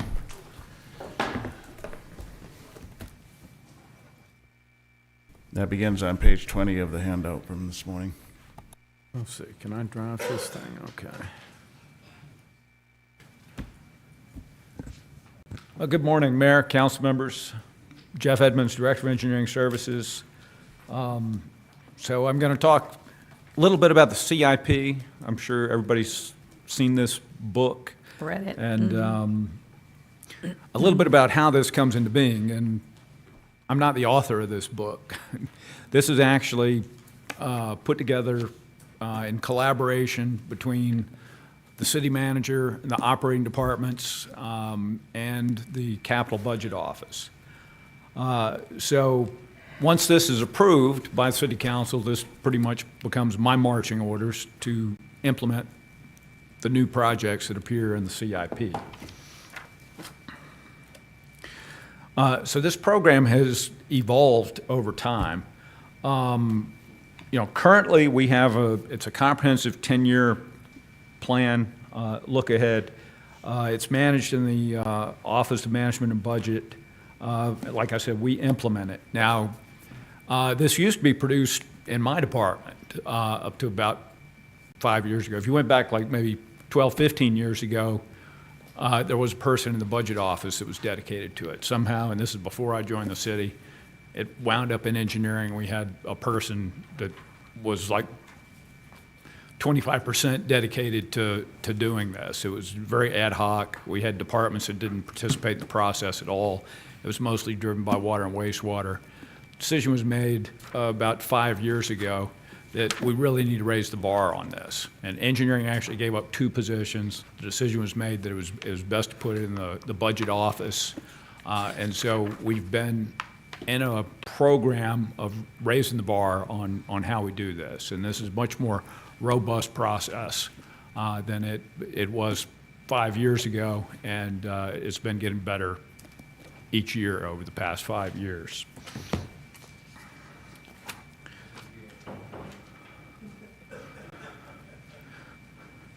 Not perfect, but getting better.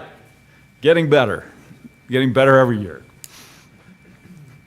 Okay, one of the things, like I said, that's a huge improvement. If you went back to some of these old ones, I remember one time, you know, it says in the charter you got to review this at the Planning Commission. And of course, you know, one of the observations we got at the Planning Commission one year was that there wasn't enough of a look. They just looked at the 3-year program, that we didn't have the long-range plan in there.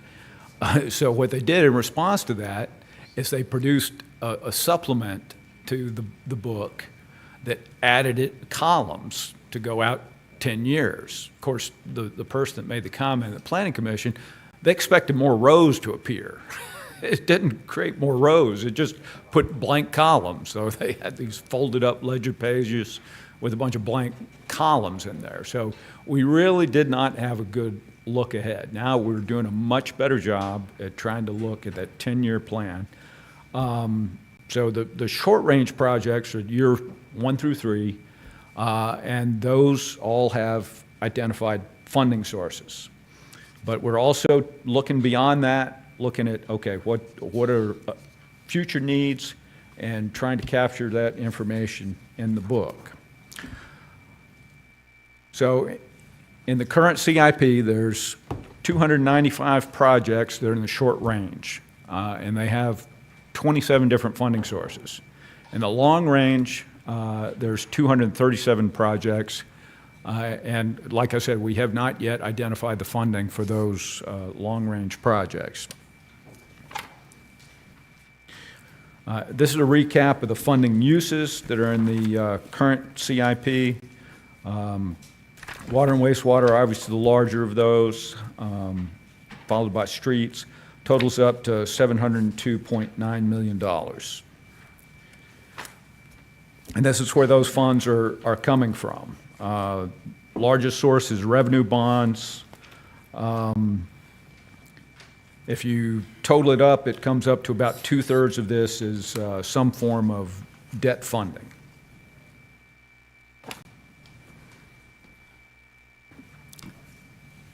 Okay, now this is going to help to explain how we get to that $702.9 million. So that first column that you're seeing here, that $432 million,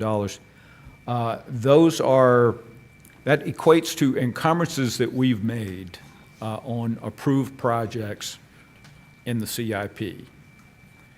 Now, the next column, that $150 million, 150.9, these are projects that were programmed in the short-range CIP, but the encumbrances weren't made, so they're carried forward. So these are essentially expenditures that were previously approved, you're going to approve again.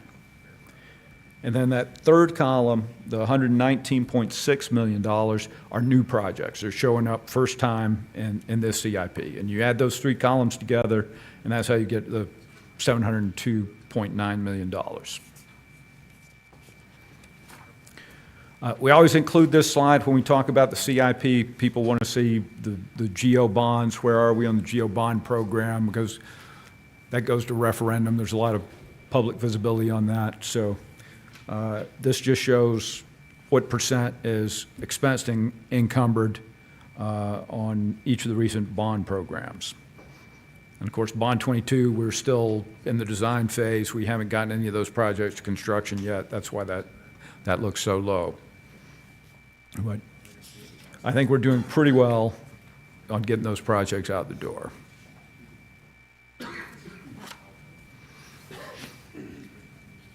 Okay, I drew the short straw to present this. So this next slide is new projects that are being funded with certificates of obligation. So the second column is the total amount, and the third column is some comments for why we're doing it that way. And Jeff, they're not necessarily new projects. Some of them are new. Some of them are fulfilling shortfalls with COs. Right. Yeah, you're correct. Yes, and that's been historically one of the larger uses of certificates of obligations, where we have a funding shortfall on a GO project, for example, and you get one bite at the apple with a GO bond referendum. So we use certificates of obligation to shore up shortfalls on those things. We've historically used them for the solid waste projects, and councils in the past have used certificates of obligation for projects that they don't feel like we can take the risk of it failing at a GO bond, and then you have to wait 3 years, and I think there's discussion of increasing that to 5 years. Okay, so the next two slides are prior certificates of obligation that have been authorized.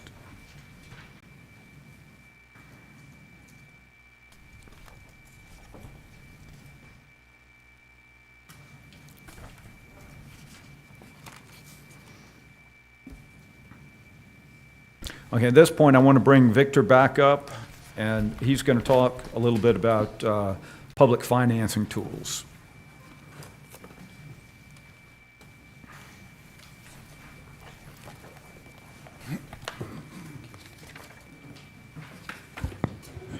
Thank you very much. This segment of the presentation is just going to talk about what cities have in their toolbox to utilize a funding mechanism through financing to cover your capital improvement projects. I'm just here to show you what you have available. I'm not advocating for either one, but I'm here to give you the facts and information regarding these financing tools available to Texas cities.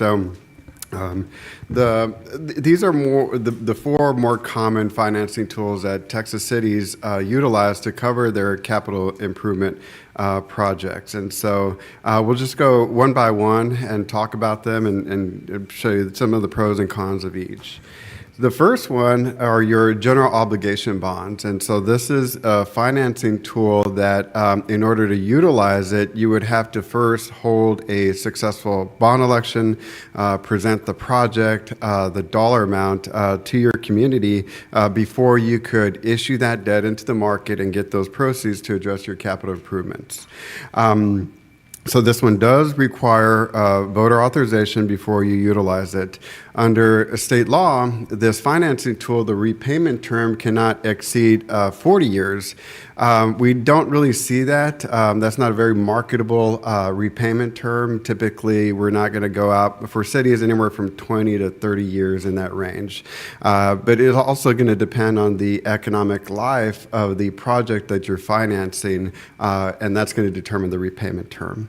When cities hold bond elections and want to issue general obligation bonds, the repayment source that they use is going to be your interest and sinking fund tax rate. And so you would set that tax rate and use those revenue sources to repay that debt. So this is pretty much property taxes that you're going to collect to repay that debt. This financing tool has the strongest credit, meaning that when bond investors, we present this financing tool to them, they like them because it's a secure repayment source, and that being property taxes. And so we tend to get the best and most favorable interest rates with respect to this financing tool's GO bonds.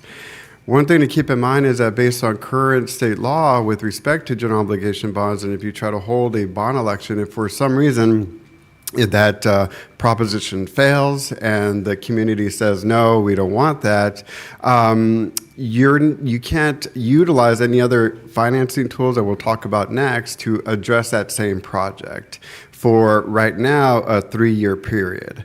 And so you could always hold another bond election the next year, next 6 months, but just be mindful of that. The state currently had approved a bill to increase that moratorium per se from 3 years up to 5 years, but this is one of the bills that Governor Abbott vetoed at the end of the session. So right now it's still 3 years, but there's probably a likelihood, in my opinion, that in future legislative sessions that they probably will increase that moratorium from 3 years to 5 years, where you don't have access to other financing tools to cover that project that had a failed bond election. The next one is certificates obligation, and this one, in terms of the credit rating or the interest rate that you get, is very similar to general obligations. The bond investors view both of these tools in terms of the interest rate that they provide you as similar, and so we're going to get the same quality, low interest rates as a general obligation bond. This one does not require voter approval, but we do go through processes to let the public know that you're going to incur debt on their behalf for certain projects, and it's going to cost a certain amount. And we'll go a little bit more into depth in the next slide regarding that. This one has the same features. Many Texas cities will use this, and the repayment source that they use is going to be property taxes through INS tax fund, or they're going to use what we call a self-supporting revenue mechanism. In the past, here at the city has issued certificates of obligation, but we do them for the airport, and so revenues coming from the airport will help pay that payment, so you won't have to set a tax rate on your property taxpayers to repay that particular debt issuance. The next one is another instrument that the city has utilized, and these are tax notes. General obligation bonds, COs, the maximum repayment term we could do under state law is 40 years. We tend to see it lower than that for marketability purposes. For tax notes, you could use it for any capital expenditure. This one does not require a bond election, and it does not require a notice that you have to give to your voters or taxpayers before you incur this debt. However, the one limitation that the state currently has is that if you do issue this, the repayment term of that debt issuance cannot exceed 7 years. So because of that, most cities aren't going to borrow a large amount of their tax notes because it's going to require a higher payment because you're paying it in such a short period of time. Many cities will use this for equipment or something more manageable in terms of being able to take care of that repayment within such a short period of 7 years. We are able to use interest and sinking fund taxes for it.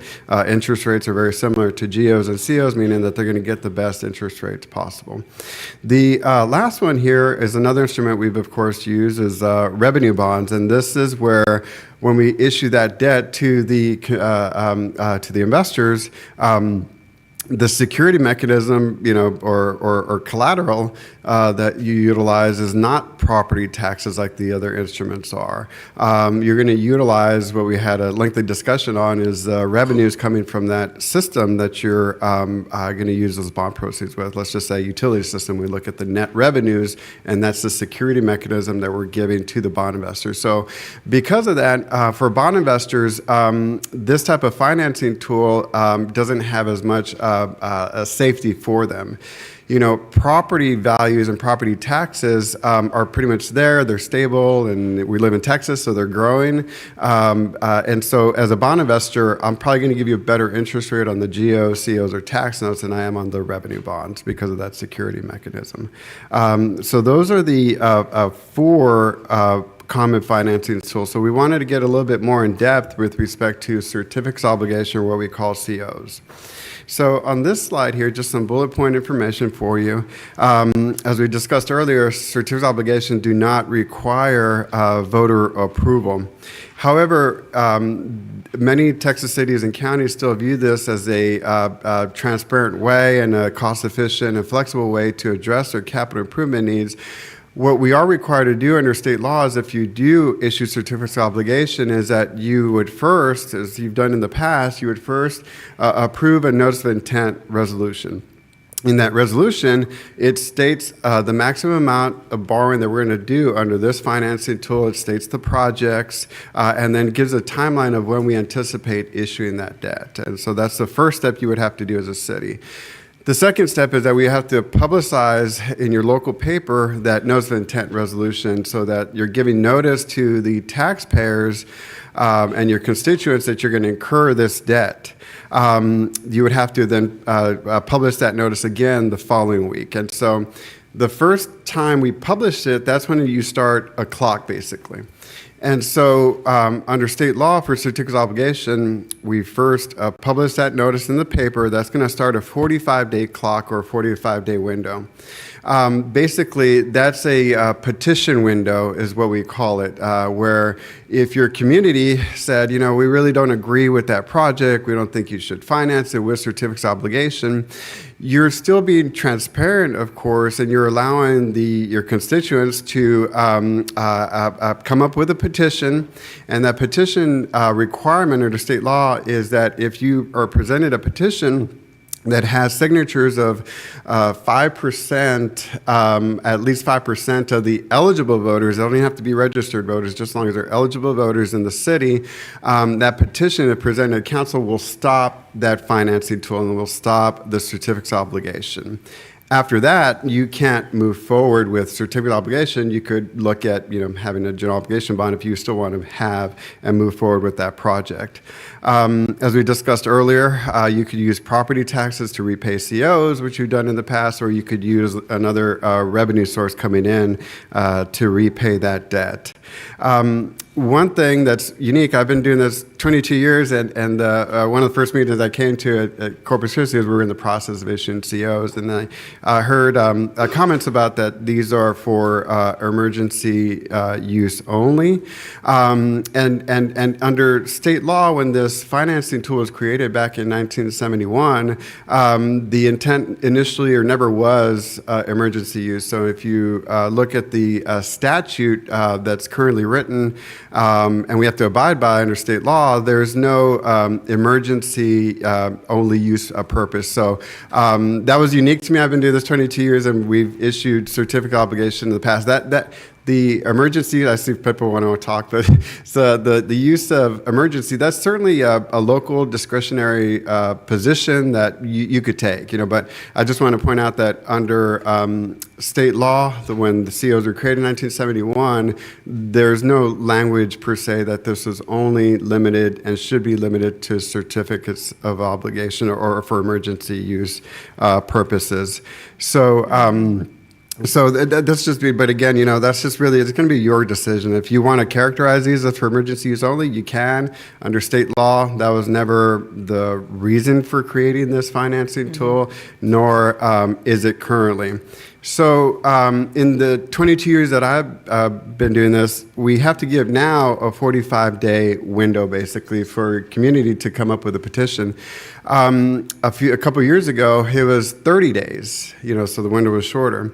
When I started my career, that window was only 14 days. So if a city wanted to do that, the window to develop a petition was only 14 days. So what the state has been doing is that lately they're just kind of expanding so that if you do a CO, you're giving more opportunity for your constituents to come up with a petition if they wanted to. And so this leads me to the next slide is the way this developed is a financing tool when it was created in 1971 had some limitations and everything, and at that time, no notice of intent resolution. You don't have to give notice to your taxpayers. Since that time, they've kind of grown in terms of what you could use certificates of obligation in terms of what type of projects you could finance. In the past few years, at the state level, there's been kind of a winnowing of what we could use certificates of obligation with, how much notice we have to provide to our constituents and to develop that petition if they wanted. So they've been expanding it. And so on the 87th legislative session, they approved House Bill 1869. This is when they first started designating or characterizing debt within the CO issuance. So what they mean by that is if it's designated under state law as debt, you could go ahead and use your interest and sinking fund taxes to repay that debt. The other concept that they introduced a couple years ago was designated infrastructure. So what they said is that if it's designated infrastructure, you could designate it as debt and then therefore you could use your interest and sinking fund or property taxes to repay that debt. So what do they mean by designated infrastructure? What they mean by that is typically public safety improvements, public works, existing facilities owned by the city. So what they wanted to limit is that if I was a city and I wanted to build a brand new city hall and issue certificates of obligation for it, well, now we can't do that anymore. Now, under state law, if you want to use certificate of obligation, then just taking City Hall for an example, we could go ahead and use certificates of obligation to renovate our facility and provide financing for that through COs. We just can't go now with COs, go and build a brand new city hall. So this is one of the limitations that they've inserted a couple years with that. The other things that they've allowed are telecommunications or cybersecurity. So these 4 areas are okay for you to issue certificates of obligation and utilize your interest in sinking fund taxes or property taxes to repay that debt. Most recently in the 88th regular session, they approved House Bill 4082, and here they're getting a little bit more specific with what you could use certificates of obligation. So they, from the city's perspective, they're limiting what we could use certificate of obligation to fund projects. And so this was a product of City Amarillo. They wanted to finance some improvements there to an arena. And so what the legislators did this go around is now they've inserted a definition called public works. So for them, they're defining what public works are. So basically any essential services that you provide and capital improvements that you do. So, but what they did really is they for the first time told Texas cities what you cannot finance under or using certificates of obligation. So what the state now did is that they don't allow you to issue certificates of obligation if you want to finance a stadium for a professional or a semi-pro team. You know, you can't use certificates of obligation for that anymore. We can't use COs to fund a convention center or a civic center or a hotel. And so again, just more limitations as to what you could use COs for.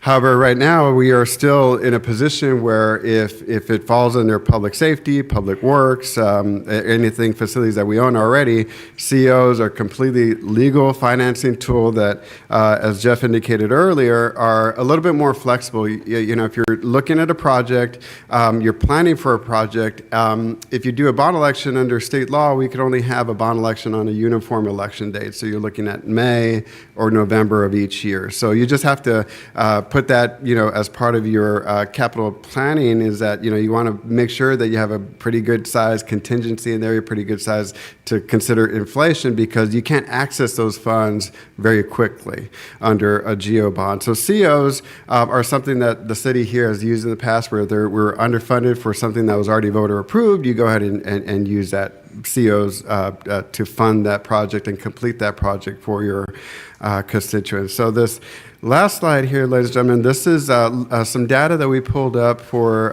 the city's finance department. And here we're looking at the top 8 cities, and we're looking first at how much debt does that city have that's secured by property taxes. And so, and then we're looking at how much debt they have in total secured by property taxes. Then we carved out how much of that debt was either certificates of obligation or a tax note. So here, what this is telling us is, for us, the city of Corpus Christi, when you look at the debt that's currently being secured by property taxes, 19% of that debt that we have here at the city of Corpus Christi that's secured by property taxes, 19% of that debt is due to certificates of obligation or tax notes. If you look at other cities, and again, each city is different in how they move forward, if they use GOs or COs. You know, as I stated earlier, COs are a completely legal tool that you could do and utilize.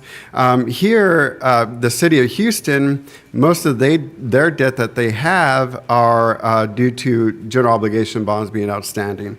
Whereas San Antonio, they have a pretty larger share of their debt that's secured by property taxes, comprising a certificate of obligation or tax notes, tools that you don't have to have a bond election for. So this chart kind of shows where we stand compared to the other cities in terms of population. And so again, right now, the debt that we have that's secured by property taxes, about 19% of that is due to certificate of obligation or tax notes.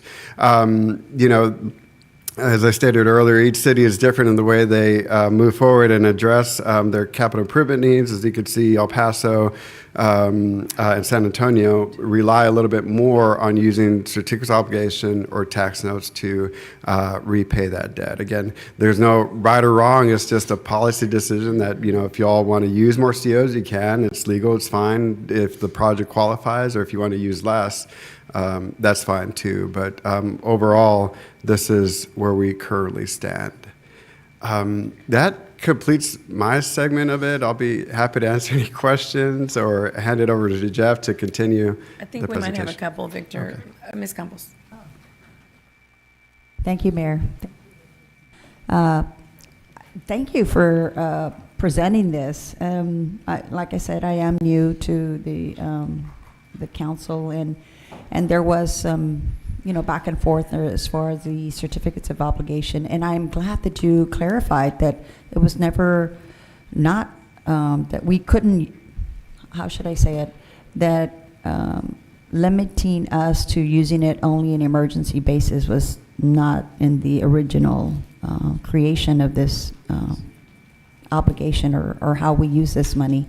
But also I wanted to just, as far as the page 34 where we're at, the comparison, the 19%, tell me again, how does that benefit us?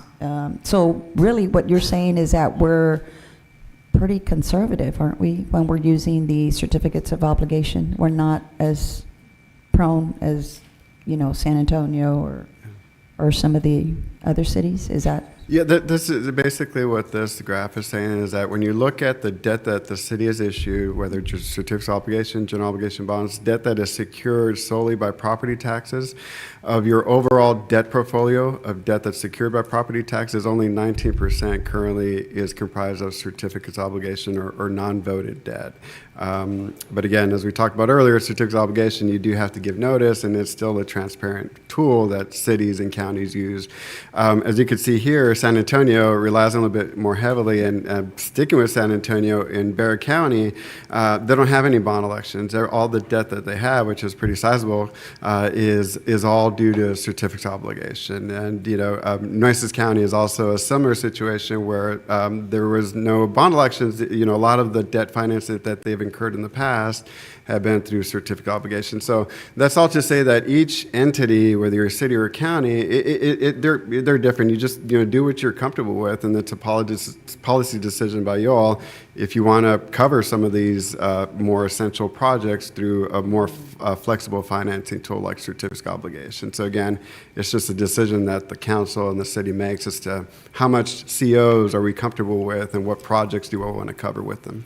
Okay, so the reason that you're saying that San Antonio has a higher is because did you say they didn't pass bonds, or they No, don't? they do. So here, of their debt portfolio that they have, which is more, they have a lot more debt than we do.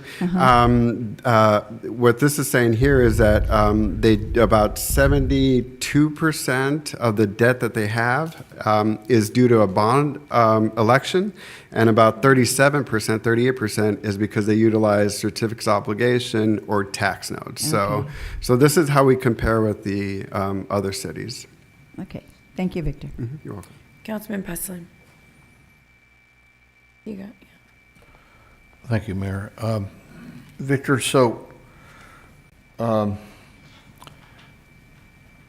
when they passed the law on certificates of obligation back in '71, as it progressed further, we were all lectured many times about the legislature's intent with respect to that law. And the intent was that it was designed to be used for emergency situations.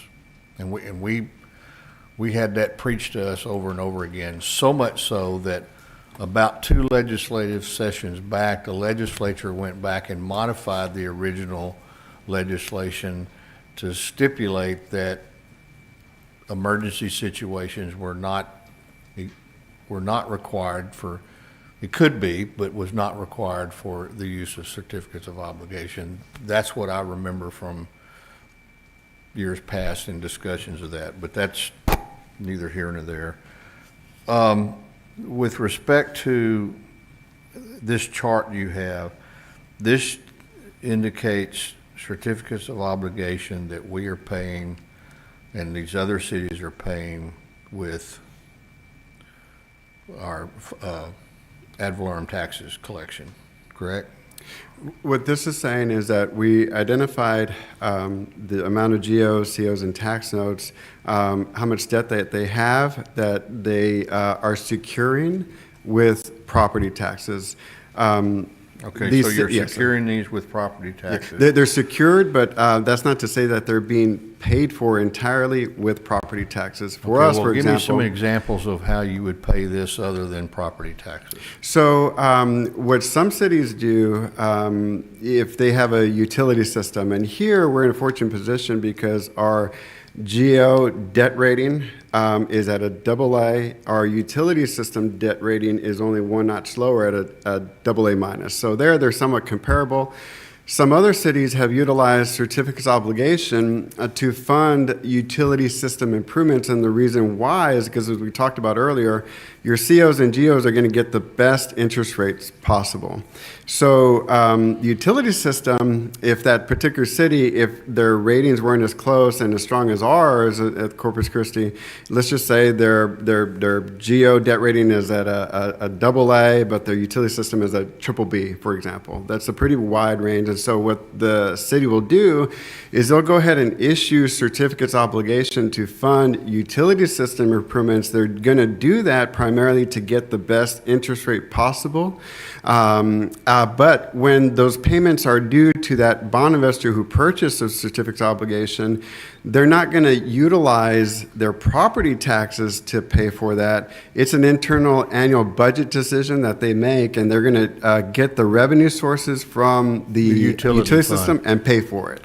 And so this is, and we've done that here, not for utility system, but for the airport, for instance, where we've utilized certificate of obligation, but we're using some airport revenues to repay that debt. So that would be an instance where you might either use something completely not related to property taxes, but you're still issuing COs to get the best interest rate possible, Right. or you could use a combination of it too.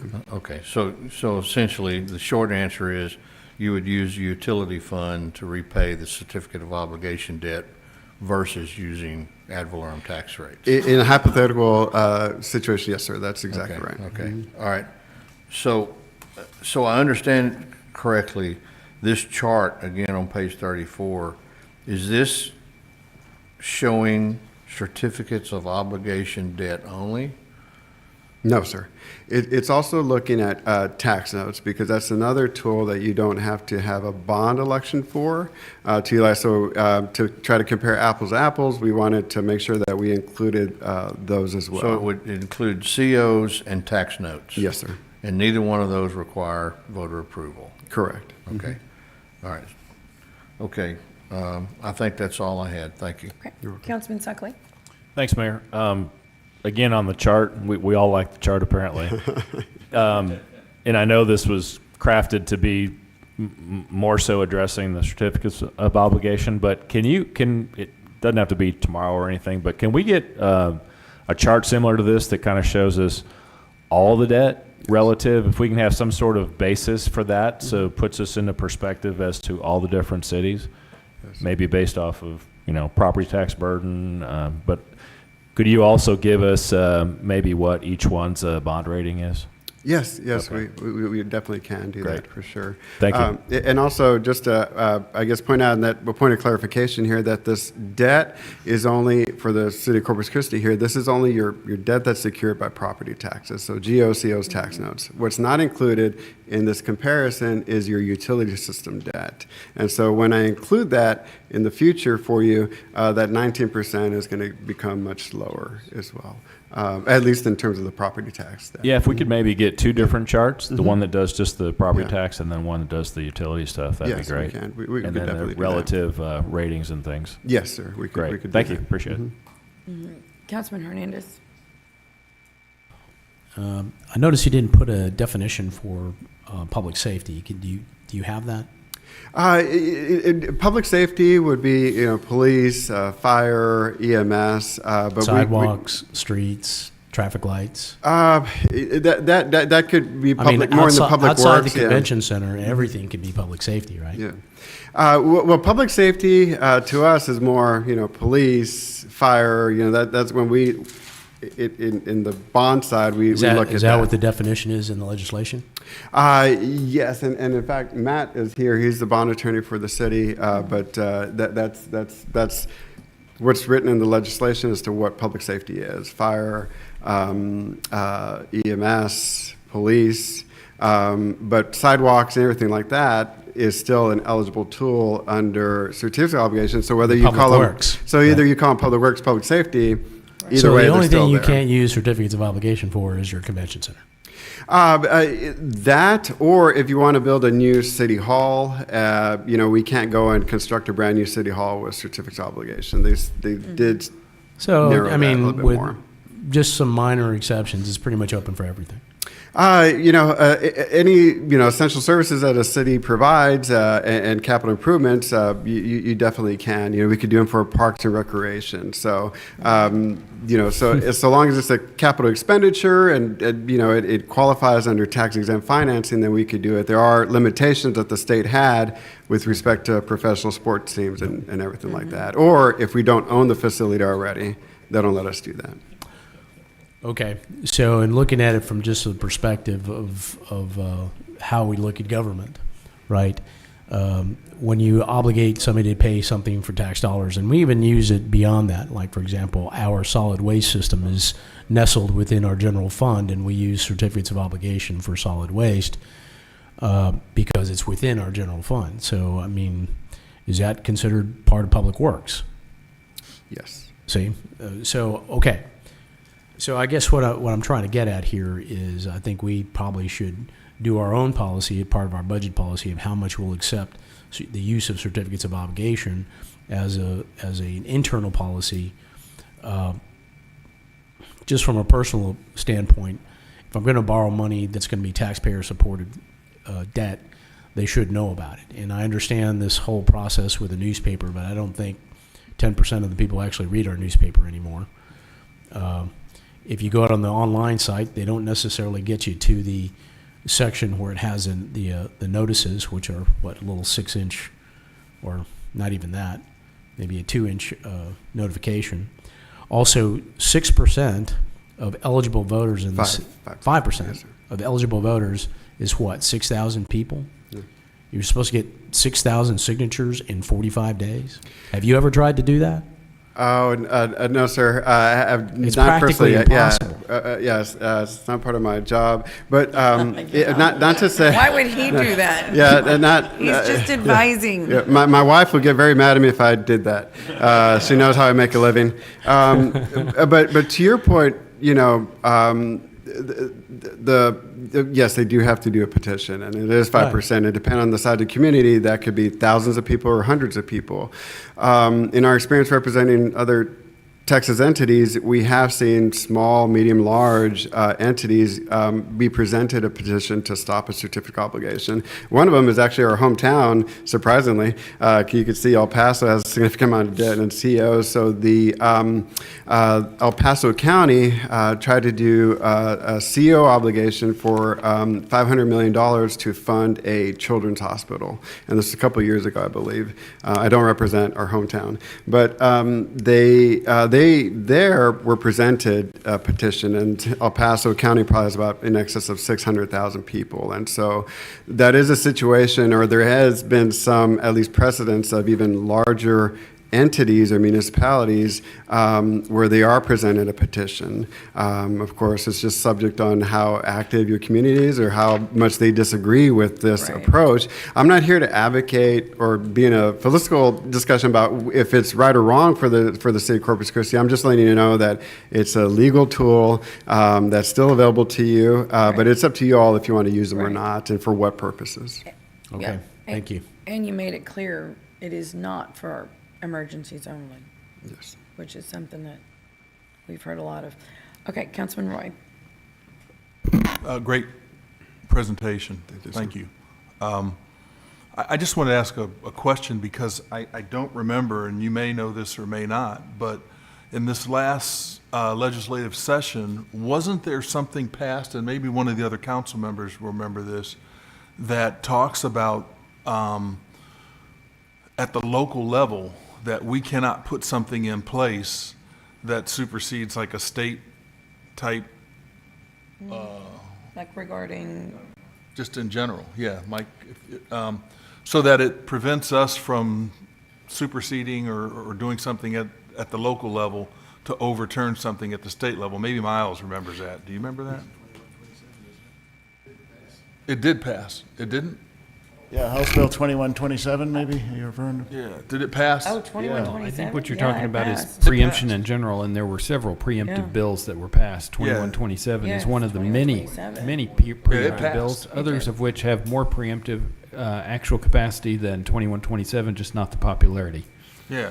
So Right. I just, it's interesting. I just wanted to bring that to everybody's attention because. The way it applies here to the city of Corpus Christi is that in your charter, you require 2 readings for debt issuance. So in the bond side, for issuing debt, the state law and process supersedes that. So, but that's been a local decision that y'all have said, we still want to continue the 2 reading process for the debt issuance, which is fine, it's your decision, but do you have to do that? No, the state law supersedes that you could issue debt without 2 reading requirements. And so this is where it applies, where here locally, we've just gone ahead and done the 2 readings regardless. Right. Yeah, okay. Okay, Councilwoman Campos. And this is our last one, and then we'll continue. Thank you, Mayor. So based on all this information, how much do we have left to use in certificates of obligation? I mean, dollar-wise, like how much can we approve? How much is left? Well, Councilman Hernandez probably doesn't want me to say that, but, and I can't do the math in my head. So under state law, our tax rate that can't exceed is $2.50. We're obviously nowhere near that. So you could, increase a lot more than the 22 cents you have. So it would be a pretty sizable figure as to how much debt capacity you could have on the property tax side. But at this point, we're probably not going to get near that, right, Councilman Hernandez? Yeah. So we're so we have no dollar amount that no. We could do a calculation, but it won't be realistic, is what I'm saying. But you do have probably, I would say, it's like more than $1 billion accessible to you. That's math off the top of my head. I shouldn't be doing that, but just to give you an example, it's hundreds of millions of dollars, not billions, that you could probably access legally through the issuance of property tax-backed debt. And we're not anywhere near that at this point, and probably don't intend to be either. Right. Well, I just wanted to make sure for the residents to know that we are using this certificates of obligation, a little bit more responsively, I think is, and I wasn't very clear when I was voting on some of the other projects, so I'm very grateful for this presentation. You're welcome. Yeah. Thank you, Victor. Thank you very much. Appreciate it. I'll hand it over to Jeff now. Yes. Thank you, Victor. Jeff is going to finish the Jeff. capital Let's go, budget, just Jeff. kind of walking through each of the areas. Yeah, Jeff. Then this is just a quick recap of what's in the CIP book by area. So in the water area, there's $222 million. Largest among that are improvements at Owen Stevens, which is $95 million, and about $73 million was improvements in the distribution system. Wastewater CIP, $126 million. I believe it was just over $50 million of that is in the treatment plants, and 30-some million in the collection system improvements. Street CIP is $87 million, and most of that is bond projects, street bond projects. Okay, and the Parks and Rec, Turtles Tube, Marina is the category, and we have $71 million in that. Big in that is the Harbor Bridge mitigation projects, and also the Marina projects. Stormwater CIP is $65 million. And public health and safety is $61 million. Love it. Okay. And public facilities, $36 million. And of course, all the detail is in the book. Gas CIP, and the biggest on that is the underground storage project, and that's $20.1 million. Airport, $14 million, and the biggest part of that is the terminal rehab work that's ongoing. And the last slide was to kind of prime the pump. It's about time to start discussing what we're going to do with the Bond 24. Oh, good Lord. Already. Already. Jeez. Thank you. Oh, Councilman Hernandez. Okay. And Peter, this is one of the things I asked for the last time we had the CIP, but it didn't occur, was a prioritization of the projects within the CIP. They can't all be prioritized, so which ones are absolutely need to get done and which ones, list them from 1 to whatever, however many projects you have, but there's no prioritization, so I don't know which ones need to absolutely be done and which ones don't, which ones can be deferred if need to be. Okay. Right? So I've said, especially with water, we have significant debt in that department already. You're going to add significant more amount of debt, which, like I said, necessitates future rate increases. But I don't know which projects in the water department are the ones that need to get done and the ones that don't need to get done right away. There's no prioritization. So we need to prioritize these projects, and I recommend that for every one of your capital improvement projects within the departments.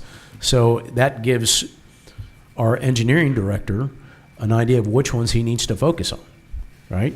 I asked that question a couple of years ago, and they came back and told me they're all number one priority. Okay, well, that can't be true, right?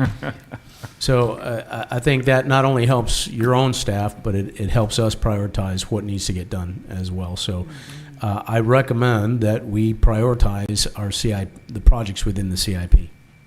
Thank you. Okay, thank you, Councilman Hernandez. Let's move on to community input. Okay, Yeah. great, thank you. Thank you. Okay, our last section Yeah. here is Eddie Houlihan, our budget director.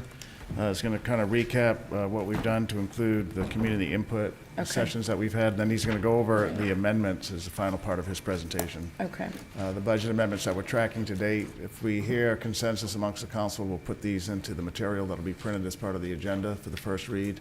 That'll go out later today for Tuesday's meeting. So we do want to pay attention to the recommendation, which is somewhat new. We talked about it briefly, but the elimination of the streets fee. Right. So that'll be coming up here momentarily. So I'll turn it over to Eddie. Thank you. Good morning, Mayor and Council. Eddie Houlihan with the Office of Management and Budget. Had a few slides here on our community input sessions. We did have a community input sessions in all 5 council districts, and at these meetings, we had over 500 attendees, including the virtual attendees. Just some highlights of some of the questions in each district. The overriding topic, well, not overriding, it was, I think we had 21 comments regarding water and wastewater rates, some concerns over that. And then we also had quite a few comments about streets and park and rec, pretty consistent with prior years. So District 1, concerned about the potholes and specifically Sharpsburg and Cynthia, more park maintenance, some concerns about drainage on McKenzie Road, some wants for more funding for homeless services. District 2,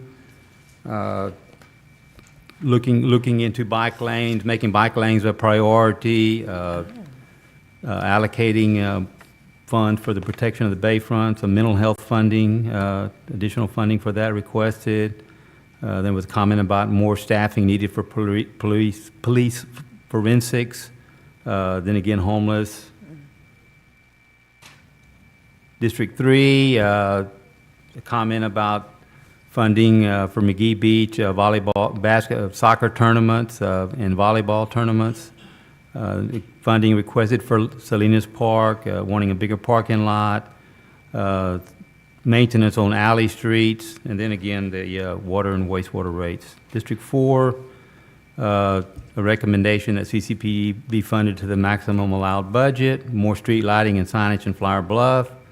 Then some concerns about street funding there.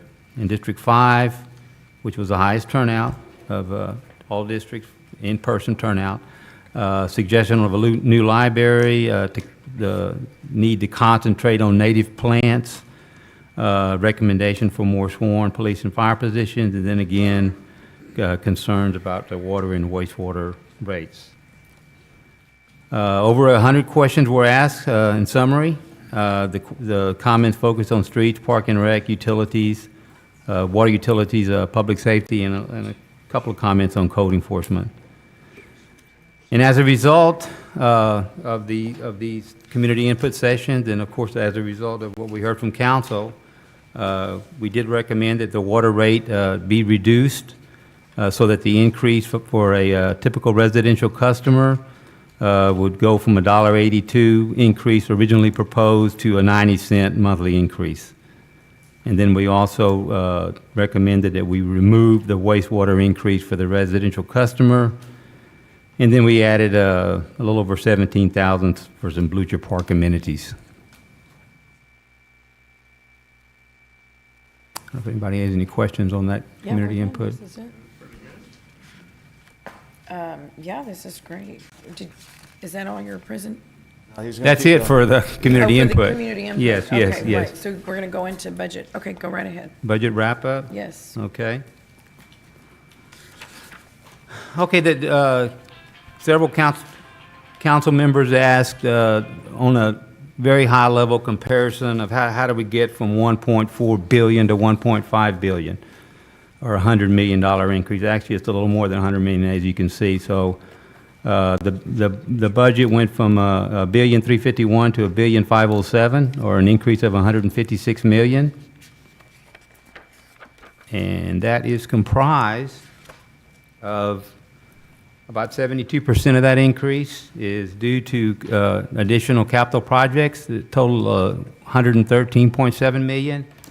This would be things like Bond 2022, which is not included in 23. We had to amend the budget for that because it was done prior to the voter approval. Harbor Bridge Parks amounted to about 16 million. Lavoia Creek is a little over 13 million, and then North Beach Drainage is 12.2 million. That's not every project, but that's the highlights of the additional. And then the next category, inflationary increases, made up about 10%. This is comprised of, recall from the water presentation, water chemicals, $6 million, an increase for water chemicals. And then water maintenance and meters, about 2.8 million increase in that area. Fire had an inflationary increase of about 1.1 million, including medical supplies and various things that are used by the fire department. Also included is light heating power, the water utilities, of about $1 million increase due to increased light heating power costs. And then about almost a $7.3 million increase for vehicle equipment cost increase. Some of this is due to increased cost of equipment. Some of it is due, some departments bought a little bit more equipment than they did in fiscal year 23. About $7.5 million in personnel, merit-based performance increases and staffing adds. This also includes a little over $750,000 for 911 dispatcher increases. So there was a market adjustment for those dispatchers in the 911 center. We have a difficult time keeping 911 dispatchers. The next item is public safety contractual increases and increased staffing. The police contract was about $3.4 million, 8% increase that was recently approved for the next 4 years. Also, some increases in the fire area. Their contract doesn't come up till next year, but we had the fourth year of the current contract increase of 2%. Plus, we also had we increased the retirement in the firefighters' retirement plan, which we've been doing for the last 4 years, of about 0.984, but we increased it an additional 1% to give some of the retirees an approximate $110 a month increase. They haven't had a COLA increase in years. The next item down there on the list is the additional programs and maintenance of $4,749,000. This would include things like the Bill Witt Pool, the athletic field that we've talked about, better maintenance for the athletic fields. We put some dollars in there for the water garden maintenance when that is completed. Some dollars in there for the Cole Park splash pad. We also had we added, included in this is we added $300,000 for the Bull Riding Association and the Hot Fund to give that particular the Buck Days part of that some funding. which we have not done in the past. They requested it last year, but it was a late request in '23, but we did add that for fiscal year '24. Is that just for this year? Or 24, I mean? Yes. Was it? Yes. And then we also had $1 million for some McGee Beach improvements, for sand replacement. Some of this is just improvement for the public, but also some improvements in an effort to attempt to get the NCAA volleyball tournament, so to be competitive in that particular area. And then lastly, a little over $2 million increase in overall debt service payment. So in a nutshell, that's where the $150 million increase from 23 to 24 came from. Also, we had 7 workshops, which included the initial one, which was on July 19th for water and wastewater and stormwater rate structure. And then we had an additional 6 here in the council chambers, the last one being today. Next slide, we did respond to the workshop questions. Certainly, if there are more questions, we try to get those to you before Tuesday.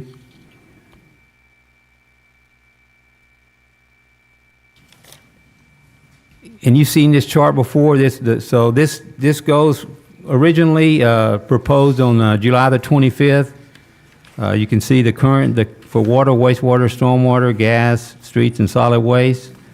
So the initial proposal would increase the monthly for a typical customer of $152.07, typical residential customer, $152.07 to $158.58.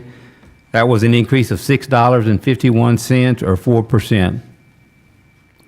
So as a result of community input, council input, the proposed fees, we are now lowered the water to 90 cents down from 40.88 to 39.96.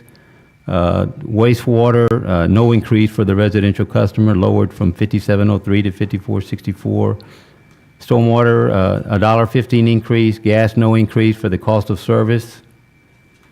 And in listening to the council, some concerns about renewing the street fee, so we eliminated that here in this particular proposal. So going from 538 to 0, that would be for 9 months, and it sunsets at the end of December 2023. And then the $1.15 increase for the solid waste. So all in all, when you add the street fee in there, it's actually a reduction of from $152.07 currently to $149.89, a reduction of $2.18 per month, or in a percentage basis, 1.4% decrease. And then we add there at the bottom, we also have reduced the tax rate, still is a tax increase, but we have reduced the rate from 62 cents to 59.9. Right. And then the state also, some things that the state did will also should increase the taxpayer burden. So to the amendments, so I'll go through each one of these. The first 2 are revenue related. The next bullet, all the rest of the bullets are expenditure related, and jumps out the $9,789,000. That's because we did if we eliminate the street fee, we did backfill that with a transfer from the general fund, and that's $9 million of the total $9.7 million expenditure increase. So the revenue increases, because after the certified roll came in and because the tax rate was lowered, but the 4 cents for residential remains the same. So the transfer to the residential street increases. So we increase the total revenue to the general fund increases. The revenue to the general fund is for M&O, and it also includes the 4 cents, which we take into the general fund, but we turn around and transfer it to the residential street fund. So we increased the total revenue in the general fund by $691, and you can see a couple of line items down. The expenditure side of it offsets that. We increased the transfer to residential streets by $691. We also increased the interest investments a little bit. We've had another 0.25 rate increase, and I think the prevailing thought is there'll be potentially another 0.25 increase before the end of the year. So we increased the interest income just a little bit there. As I mentioned, the dropping down to the fourth bullet there, the increase to the street maintenance due to if we don't renew the street fee, an increased contribution to the Metrocom fund. There was in the calculation, most of the 911 revenue there is the city's revenue, but there was a new component this year from Driscoll and Bishop, and that should have been split 40-40, I mean 50%, 50% with the city and the county. We didn't do that in the original calculation. This is correcting that. So we have to pay a little bit more because half of that revenue would be credited to the county. The Type A election, we originally had 150,000. The city secretary office came back to us a couple of weeks ago, and we looked at that and requested that we increase that by 50,000 from 150 to 200,000. We did add Winooski Park improvements of 111,000.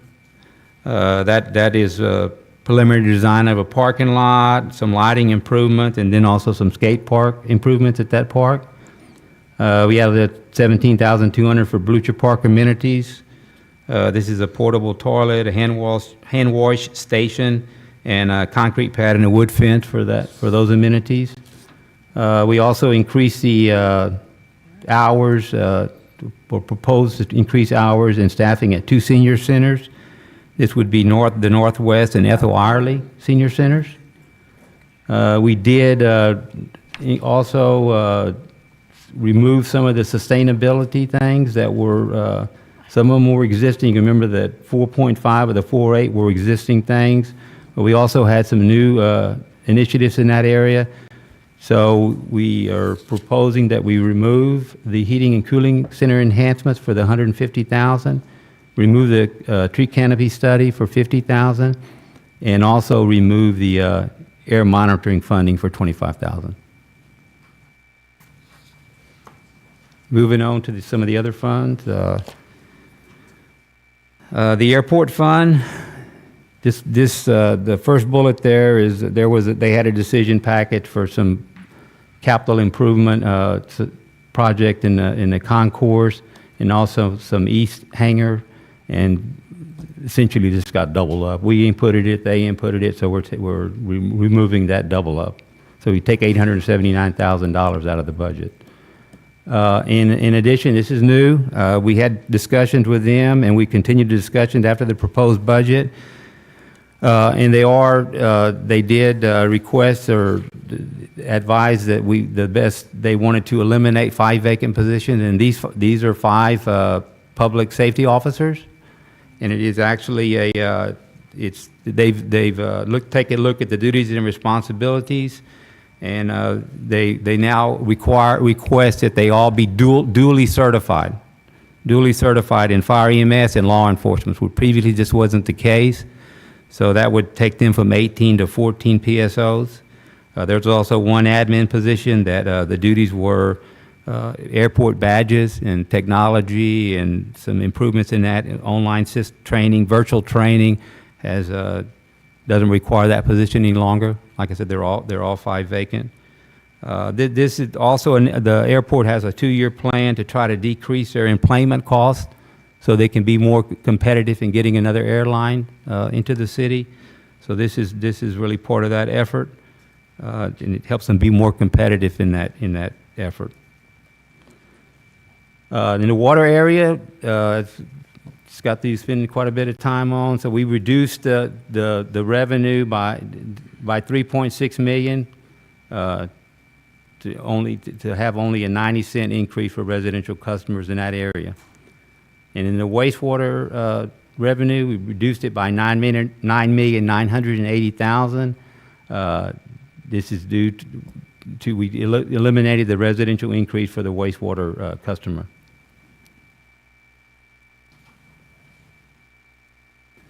Special revenue funds, as I mentioned, oh no, I didn't mention this, but there was another sustainability effort, and so we removed the tourism sustainability study for $50,000. In the street maintenance area, we decrease the revenue if we don't renew the street fee by $9 million, but we increase an interfund transfer from the general fund for $9 million. We also added, they had a decision package that was to go do a study of the traffic signal support systems. But then they also had a decision package to actually start replacing some of the signals that are 20-plus years old. So the study was in, but this particular expenditure, it'll be an ongoing expenditure to try to replace some of the signal support systems and signals over the next 20 years. This wasn't in, so we were adding the $1 million. Residential street reconstruction, I mentioned that in the general fund. This is an increased revenue there that in the transfer from the general fund. And then in the Metrocom area, we did have the county come to us, and they requested that we make an effort to try to get their payment for Metrocom back equal to what the 23 amount was. So they do contribute. There is a little over $1 million fund balance. Part of that belongs to the county because they have contributed somewhere between 22 and 24% over the last 5 years. So we did do that. They do expect to pay that back within the next 3 years, a little bit each year, possibly all in the third year. But we were able to reduce it by giving them a loan from the money that they had contributed, reduce their payment equal to what it was in 2023. And as I mentioned previously, we increased the transfer a little bit from the general fund for Metrocom. In the internal service funds, we use some of the fund balance in the city carry fund and to reduce the increased rate for the employee, and we reduce the revenue by $293,000. That'll just come out of the fund balance. In the debt service fund, we had a small adjustment for some increased paying agent fees, $1,500. And then in the CIP, we did make an adjustment to add the Ranowski Park improvements for $111,000. So I'll stand by for any questions. Councilman Roy. Oh, you're, okay, Klein, Councilman Klein. I know. He's speaking now. That's what Gil does. Thank you, Mayor. Eddie, just a couple of questions. I want to go back to page 60, and this maybe not just for Eddie, but for Peter, maybe more generally as well. I'm looking at the last 3 lines down there, again, removing funding for expanded heating, cooling service enhancements. I have some concerns about that. I don't know if the rest of the council kind of shares those concerns, but I just think we should be trying to do what we can to help out people who are in these unfortunate situations. These are the least of our brothers and sisters, and we should just be trying to do what we can to help them out there. So I understand the budget's tight, and I hope to tighten that. And so if you can find the funding, I'd be very happy about that. Or if you can find either grant funding for that sort of thing as well, I'd be happy for that as well, somewhere outside of the city budget itself. The tree canopy study, I think you mentioned this maybe last Tuesday, or maybe it was last Monday already. Possibility of either having a private organization funding that, or maybe a private grant source. I forgot the exact. Right, the Texas Tree Foundation, we'll work with them. They did several of these in Texas, so we'll see if they can do it for us. Great, I appreciate that. Thank you. And then lastly, the last one, removing air monitor funding. The mayor asked me to sit on the Coastal Bend Air Quality Partnership Board, and I'm on the public policy, chairing the public policy working group for that as well. And so we're putting together some recommendations. One of those is actually to increase air monitoring in communities, both the location of air monitors here in Corpus Christi, but also in the types of chemicals that they're testing for as well. And so that report's not quite ready yet, but it'll be coming forth in the next few weeks, I guess, or months. Okay, and this $25,000 was initially used to pay that agency, so we would be recommending eliminating it, the funding, and they would backfill it with other contributors. Right. Yeah. Councilman Suckley. Thanks, Mayor. Hey, Eddie, would it be possible to include in the package you know, how you guys have been using kind of that sample utility bill format for us to see the effect of the changes in the utility rates. Could you do the same like for an average market value house to show the impact of the 2%-ish in property tax relief that the state's going to pass on, but also show what our inevitable tax rate's going to be, so we can kind of see visually Sure. again what that We looks have like? most of that. Yeah, We can get that for you. through various presentations, we've shown them, so we'll excerpt them out and then provide them to the council. Great, thank you. It's $900 from the school tax reduction. Okay. And the 2-cent drop in the city property tax rate on an average value home of $250,000 Okay. is about $50 on top of that. So Okay. about I think if we could $950. see it visually, that'd Yes, be sir. great No in the problem. package, so Yes, we can sir. share that information with our community as well. And maybe have a few different versions of it, have kind of the average. We all know that especially on the island where some of the tax assessments went way, way up, maybe pick an average Padre Island house or something. I don't know. But if we can get a few different versions of that, that'd be great to see. Thank you. Yes, sir. Councilman Hernandez, trying to get through. Okay, thank you, Mayor. On the airport, we actually had this question posed to us at the community input session in District 5 about those 5 vacant positions. Right. And I pulled out the airport section of where they were asking for, and there was no reduction That's correct, based on Councilman. that. So now, we told her that there was no reduction, Right. but now there's going to be a reduction. Right. Yeah, so the department actually has 2 sets of reductions, and they came back to us and said, can we put this, can we at least do this one to start? And the vacant, so we said, we'll present it. So as they part of they put not only me, but you in a position of not telling that person, that individual person, the truth. At that point in time, right. Right. Yep. Right. Well, that's a week ago, right? Yes, So sir. I'm a little Right. perturbed that they put me in a position where I'm actually having to say that what I told her was untrue. Yeah. We could not include this if we want. It is a little out of place, I will admit.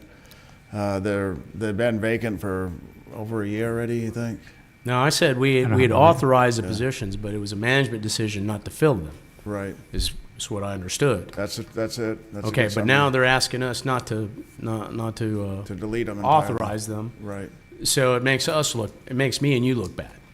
Right. On this. I mean, that was really, I'm going to have a conversation with Kevin about that, in putting us in that position. Yes, sir. Okay? I'm, not to mention that she said that this was always a position that was dual certified.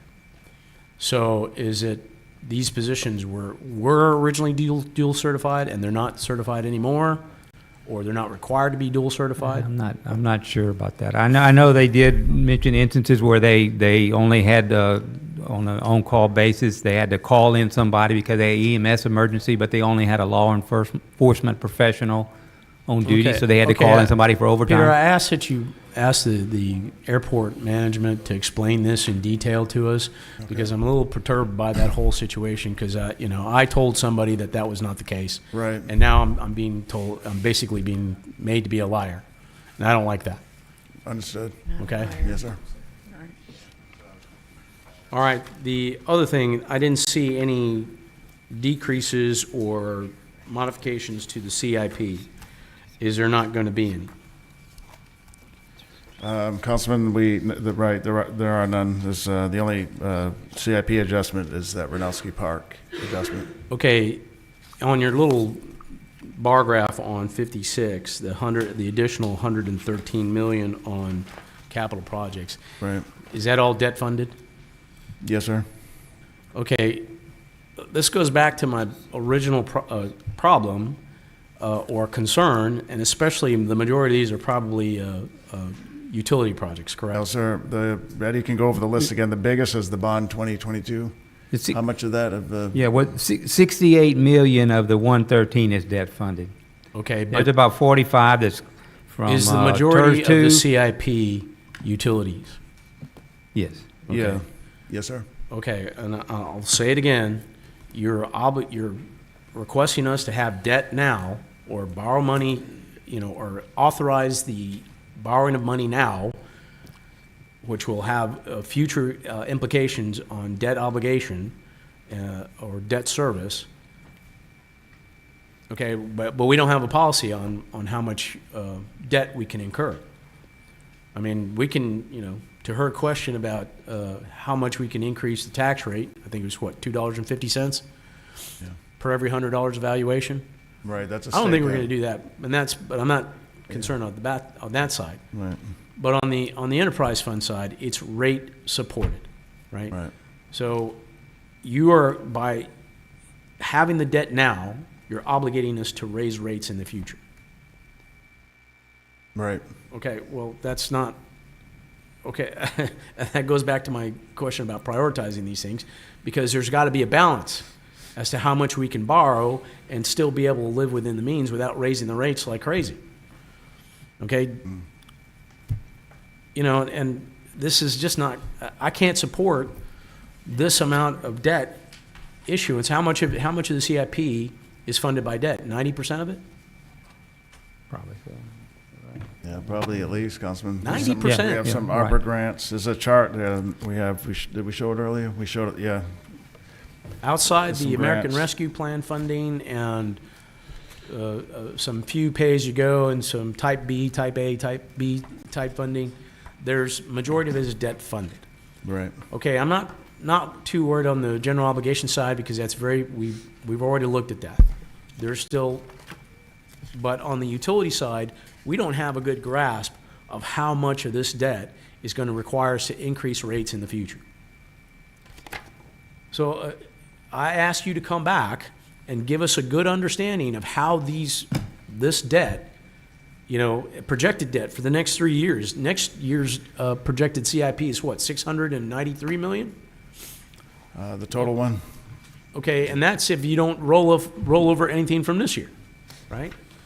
So I can't approve the way the CIP is written right now, and plus I didn't see any modifications to the Bill Witt perimeter fence thing either. Well, that's included in the budget, Councilman. It's already in the budget with the park dedication fees. So we're going to do the design as you and I talked about, and then it'll be shovel ready for bond 2024 for construction. Yes, sir. All right, now that's on the general obligation side. I'm not too Right. worried about that, but Yes, sir. the utility side, I want a very clear understanding of how much debt this is going to incur on us. And I understand we need to do these projects. But like I said, Right. I'm not going to, you may not have a council that's going to be willing to give you those kind of increases in the future. I mean, you're not getting it now. So. Right, and the other side of the equation is then we won't do the work, right? So the Well, infrastructure. prioritization. Yeah, right. Prioritization. I just want to make that second part of it, yeah, that's it. Got it. Yes, sir. Thank you. Okay, Councilwoman Campos. We're about 5 minutes. Thank you, Mayor. Again, I want to point out the fact that, like my fellow councilman, Jim Klein, pointed out that, the last 3 amendments that y'all are proposing here, again, we need to look at who this is affecting, especially the heating and cooling service enhancements. We never did receive the report as to how many people we were serving at our cooling centers. I don't know if we Yes, we did.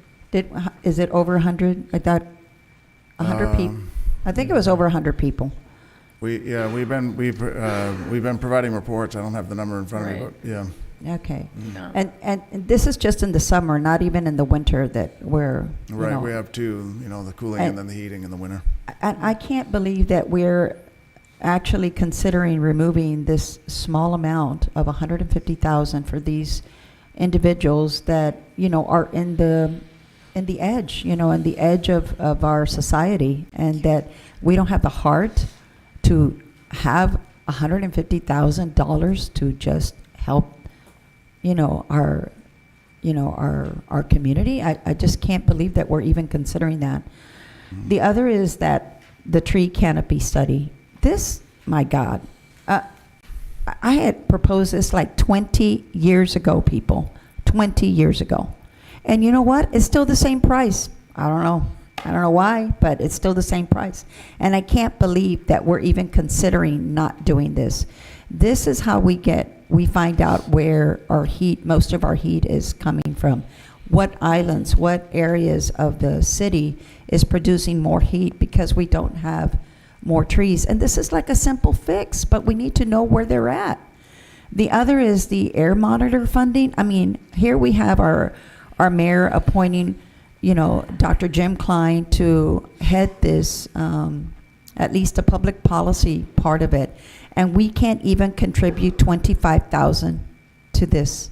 This is ridiculous. I can't believe that this present city council would support this. I hope that you will stand on the side of the people and that you will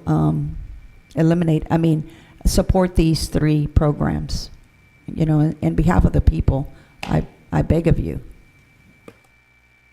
Thank you, Councilwoman. Councilman Pesley, and then Klein. Okay, real quickly, Mayor, because I know we got to go. I appreciate the urgency. Where are we plugging in the reduction of the marshals at the, is that? It's netted. That was already in the original proposed budget. In the original proposed Right, budget? correct. Okay. So are we moving those individuals, or what are we, or have we made a Yes, decision? we have, I don't know if Yvonne has that report, but we have a reduction in force policy, so we've been meeting with 5 of the 6. I think one of the 5 has said they're going to resign. So we're working to place them. I've asked for a report on the status of each of the 5, so if we don't have it today, we'll get it to you. What's that? Can you come up and tell us?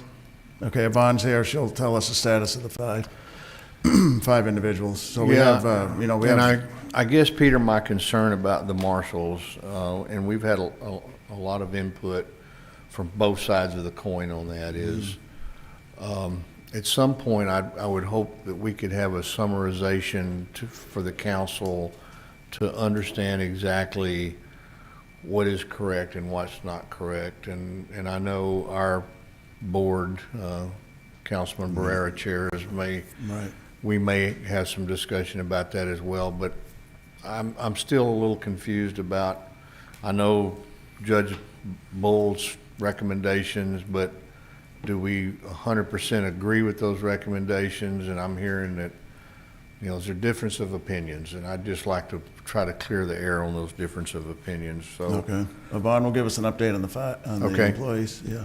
Sorry, I have to use my phone. I unexpected a little bit, but we've met with all 6. We've offered resume writing services as well as mock interview services to each of them. 2 of them have decided that they're going to retire. One of them has decided that they would like to wait to apply for other jobs until the final decision is made, and the other 3 are currently applying for interviewing for positions. Okay.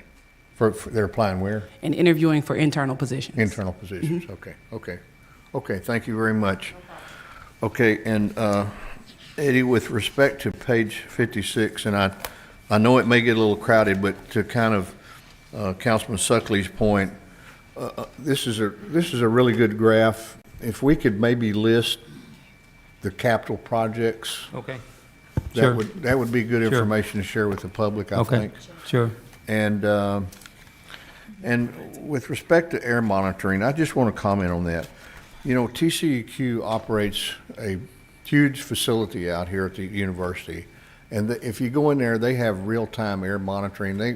They have a very sophisticated, and that's their business. I mean, they have air monitors all over the industrial area and everything we might go to them and suggest that we add additional air monitors, but I don't think the city of Corpus Christi ought to be involved in the business of air monitoring. That's not what we do. TCEQ is trained to do that. They have people who do it. They have staff to do it. They have state budget to do it. And I think we ought to take advantage of that. So that's just my comment. And with respect to a lot of the other things in here, as an observer of past city councils and city government here in Corpus Christi, the thing that always gets us in trouble is our inability to say no. we can't be all things to all people. At some point, we have to draw a line in the sand and say, you know, that's a really good idea, but as Judge Neal used to say to me all the time, where are you going to get the money? So we need to be cognizant of that, and we cannot continue to think of our taxpayers as a bottomless pit of money that we can go dig into every time somebody comes up with a great idea about putting in X, whatever that is. So thank you very much. That's all I have. Thank you. Councilman Klein. Thank you, Mayor. So I forgot to mention this earlier. You know, thinking about the bottomless pit of money, this did not come up. It was supposed to have come up last Monday, and then obviously the agenda got kind of pushed. Peter and I talked about this privately. The upcoming budget has $1.375 million budgeted for the marketing of natural gas. I think that that's money that could be spent better elsewhere. For instance, on some of those programs on page 60 toward the bottom that are going to be eliminated. You could simply fund those 3 programs and you'd still have more than $1 million left to market natural gas. I'm not sure we need to be spending $1 million on that anyway. This past year we spent $900,000 on that. I was outraged at that. But so there's money there I think to be looked at. I would ask you just to kind of look back through that once again as well. Regarding air monitors, I agree that TCEQ does have air monitors in the city here. The problem is that they're in the wrong places. They're not in the areas where people are located or people congregate. If we're concerned about air quality as it affects human health, the air monitors are not in the right place and they're not monitoring the right chemicals. Thanks. Okay. Thank you, Councilman Klein. Councilman Roy. Thank you for your presentation. I just have 2 quick questions. Number one, to the council, because I'm not familiar with this. Where is Vernosky Park? So that's District 4. Okay. Yeah, it's the one that's on Graham, right in the middle of all that development going on. Okay.